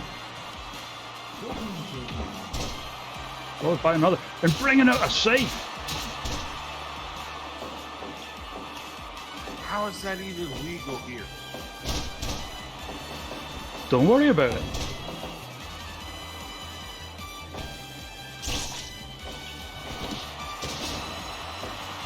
And there it is again.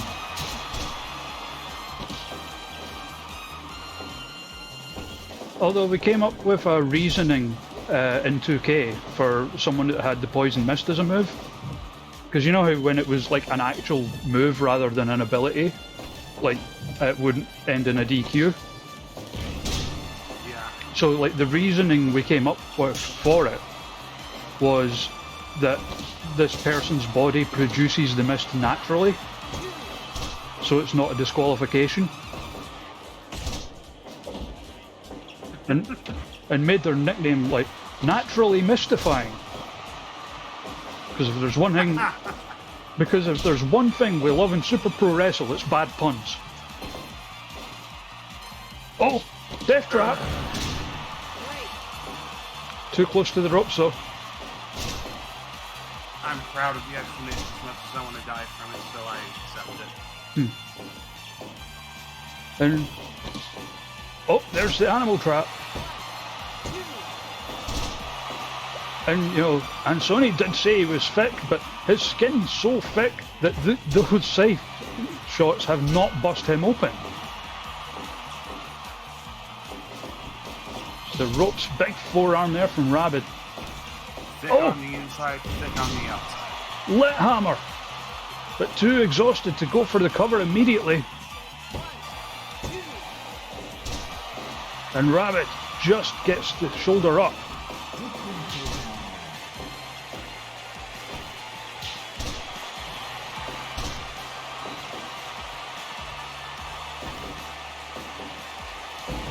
Big suplex there from Mansoni. Rabbit takes out the legs. Headbutt. Oh, looking for the death trap again. Drops him. And gets him. Oh, hey, MSK. Rabbit advances. Also, hell yeah for Rabbit. And that's our quickest match yet.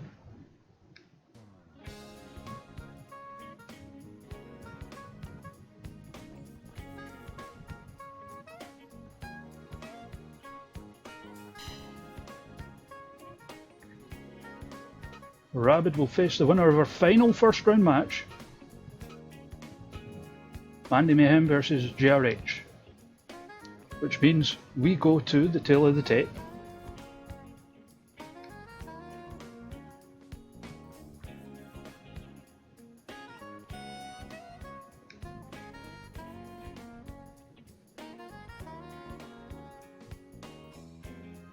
Let's take a look. Not much of a height difference. JRH with a 3-inch height advantage. Weight is 235 pounds versus none of your damn business. Definite distance advantage for Mandy Mayhem. Of course, JRH residing in Australia, literally the other side of the world. Finishing moves are detonating against the grain. Favourite Rush songs are Subdivisions and Tom Sawyer. It might be an unpopular choice, but in terms of favourite Rush song, I'm going to give the advantage to Mandy Mayhem there.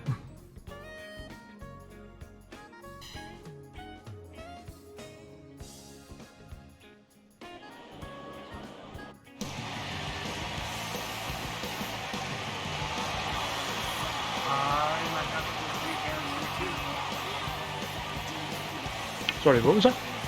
Oh, I might have to give him the advantage there too. Sometimes the choice out of left field is the choice that carries you right to the top.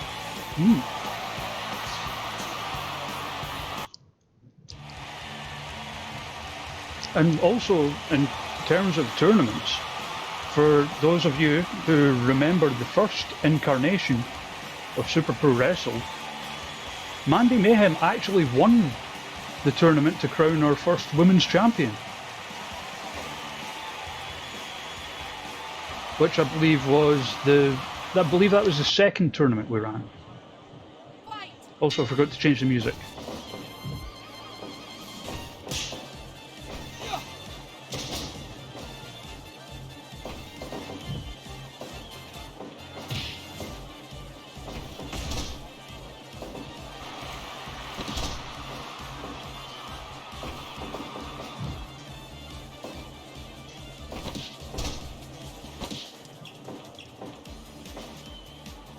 JRH taking note from earlier in the night, that same ankle lock we saw earlier.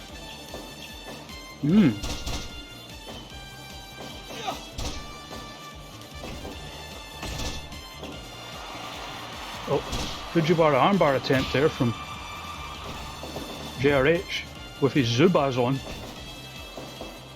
You have to imagine both these competitors, they've watched the entire tournament play out so far. They may want to take notes from the other competitors, see what worked, see what didn't.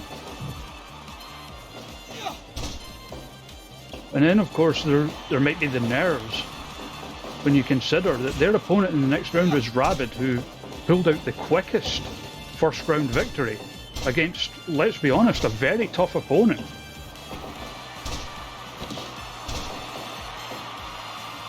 And that's not even getting into the actual skill Rabid has.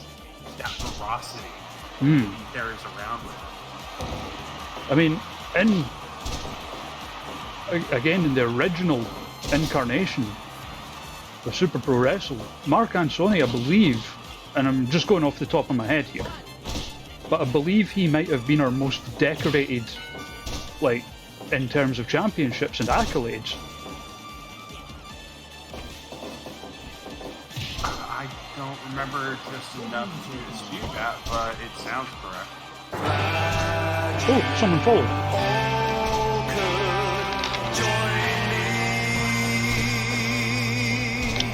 Thank you, Amsterdam85, for the follow.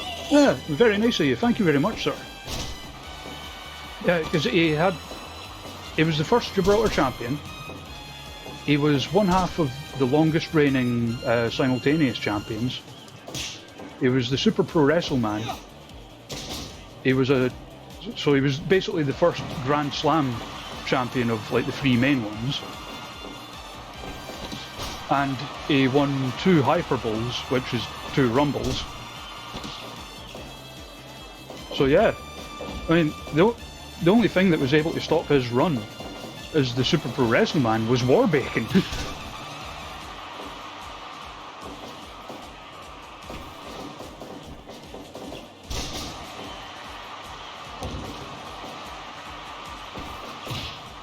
Oh! Right in the knackers there. And it doesn't matter how tough you are, that'll slow you down. Oh, German suplex there. Oh, thank you, Amsterdam. This is actually kind of a debut.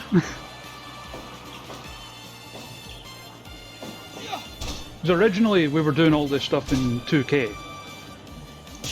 It's essentially a collection of myself and some friends. And it's actually... Oh no, go ahead, Brett. Show back from the 2K crash? Yeah, basically 2K worked because, you know, real faces and everything and big flashy entrances. But unfortunately I lost my save, so we moved everything over to Fire Pro, and this is our first show with it, the first round of a tournament. This is actually the final first round matchup. Oh, I think Mandy was looking for the detonator there, instead she's just going to slap the shit out of JRH.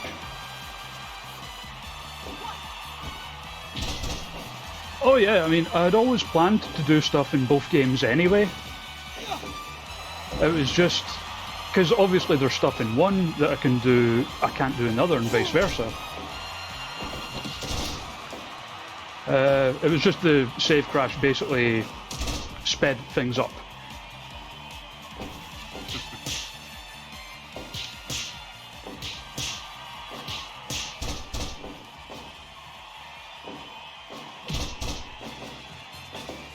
Oh yeah, I stand corrected. Ansoni in the original run was the first men's Grand Slam champion. Ah, Jesus. The first actual Grand Slam champion was Jen.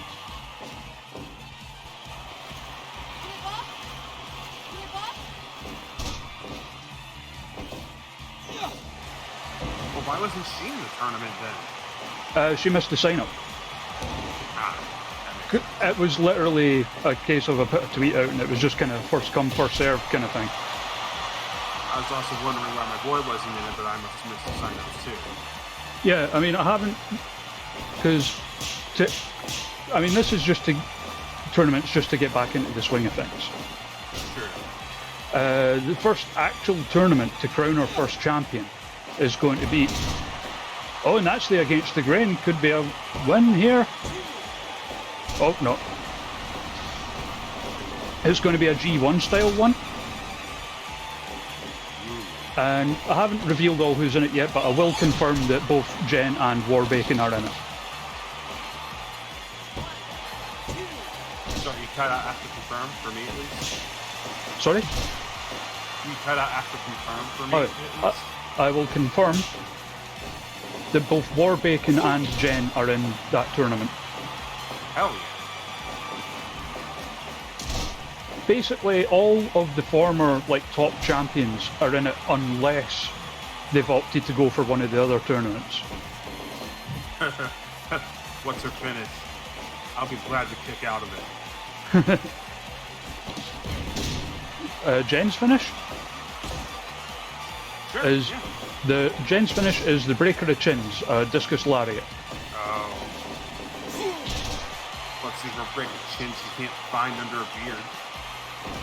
That's fair. More than fair. And JRH gets the win. Meaning he'll take on Rabid in the next round. And with the super kick, it might get dinged a little bit for overusage, but it's overused for a reason. Mm-hmm. And now, well, that's the first round finished. But there is one more thing left to do. Also a 98% rating. Not bad. Yeah.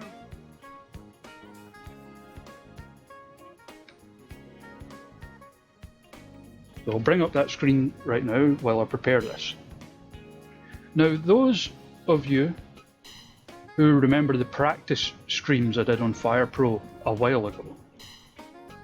Now in the chat there, I think it might be just Jen that remembers that. Do you remember what the tradition was at the end of the stream?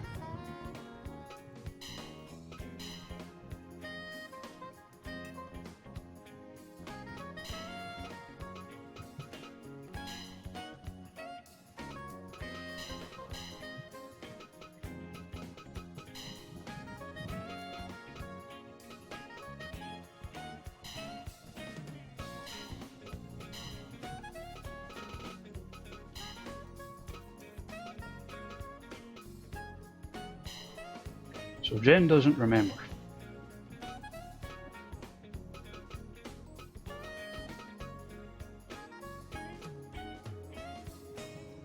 The tradition at the end of the stream was the Beat the Bear challenge.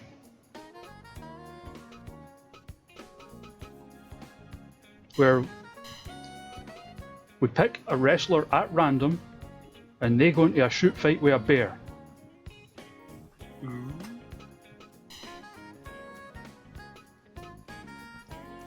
Who are we putting against the bear this time?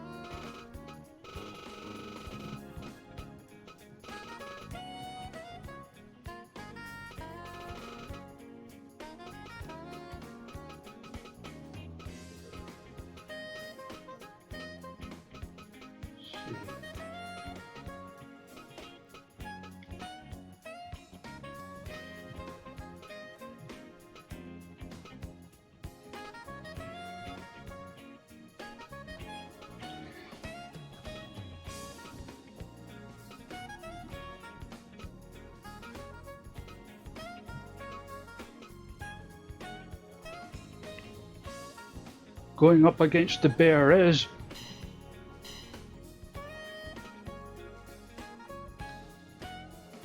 Tyler Bate. Oh no! And not just any bear, but our hockey playing bear, Wayne Gritzley. Oh! Huh?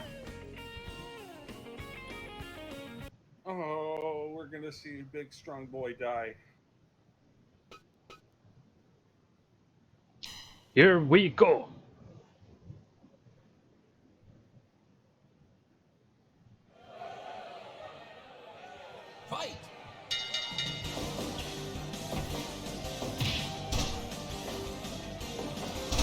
Bear trying to take the back. Tyler Bate fights his way out. He is a big, strong boy after all.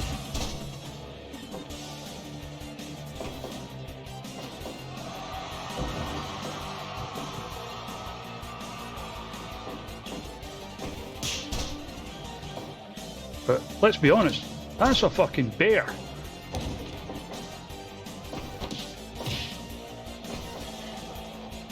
And you can see the fur just bursting out of that hockey outfit, which is clearly a couple of sizes too small for the bear.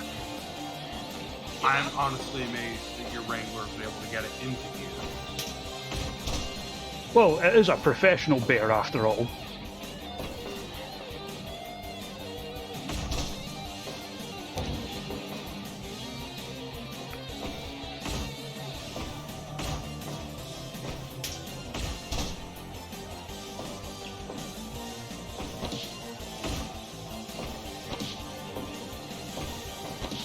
Oh shit.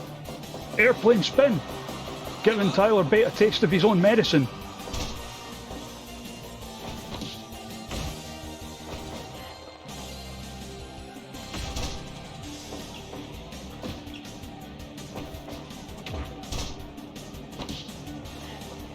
Give up.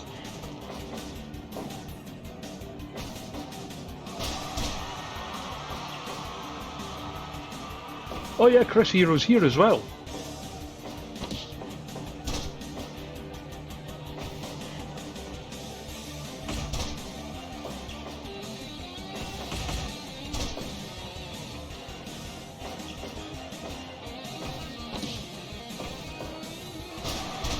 I mean, Tyler Bates putting up a fight.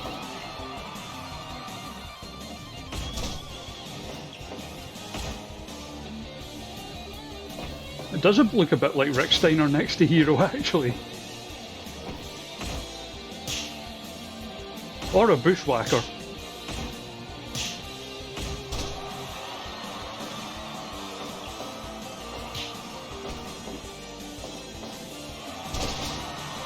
A big butterfly suplex there. End of the first round.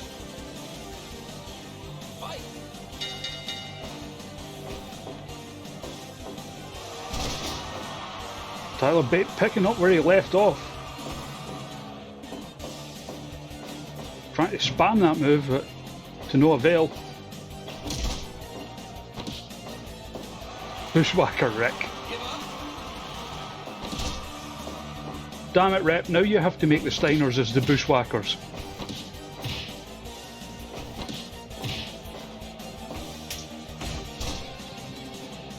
Oh cool, I'll get that once I'm done, Brad.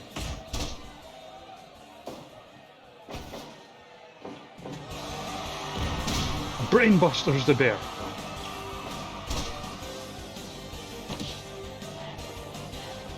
Three Chris Heroes. Well, there's Chris Hero, there's Cassius Ono, and whatever his real name is, I can't remember offhand.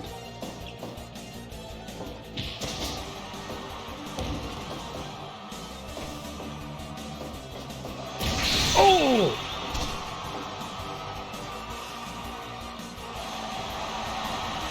Tyler Bate just killed a bear!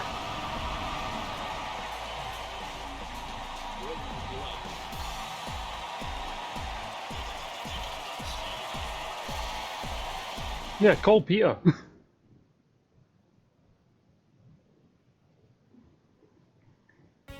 So that will finish us up for tonight. Yeah, so I'll be back with the following rounds on Monday, my birthday. So we'll try and make that a wee special one. And you should also, if you don't already, you should follow Rep on here. I've got his usernames in the title there, so just look him up and follow him. Plug your stuff, Rep.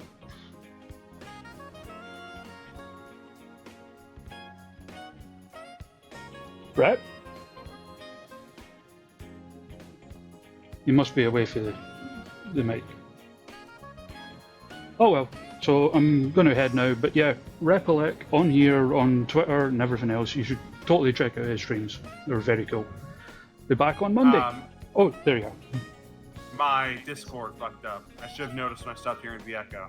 Oh, okay. But yeah, basically, I don't necessarily have anything planned in the future, at least tonight. But I do plan to do a Down the Rabbit Hole marathon soon, the YouTube channel, because the owner's good with streaming marathons.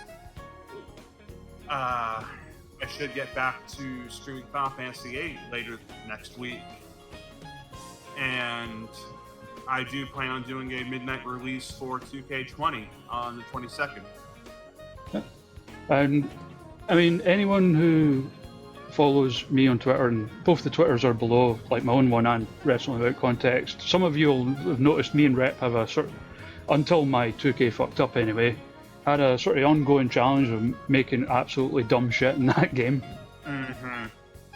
Basically, turning Create a Wrestler into absolute shit posting, and Rep's very good at that. You should check out some of the stuff he does. Plus, he's made very good, like, Andrew Everett's and Rosemary in the game as well. Mm-hmm.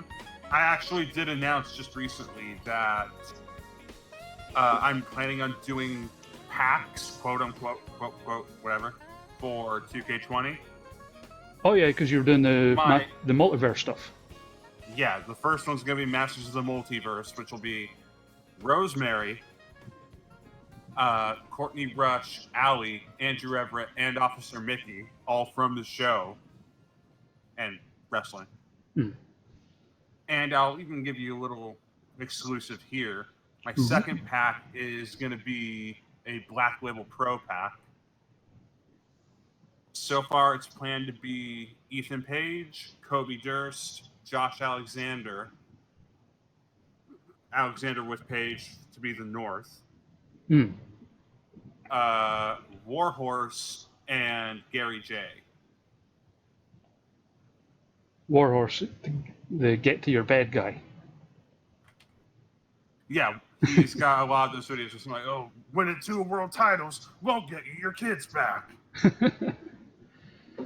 Yeah, so yeah, that'll wrap it up. I mean, I think a lot of nights either yourself or JBI are on together.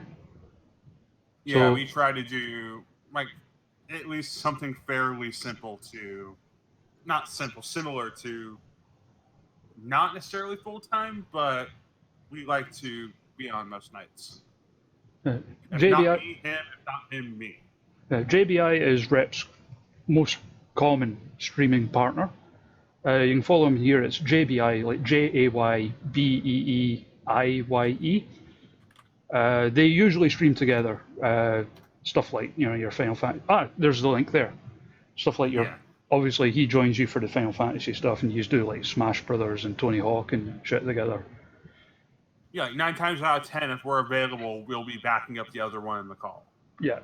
So yeah, check those out as well. But as I said, done for tonight, and I will be back on Monday. If you're new here, check the links below, and we'll see you later. Bye for now. Bye.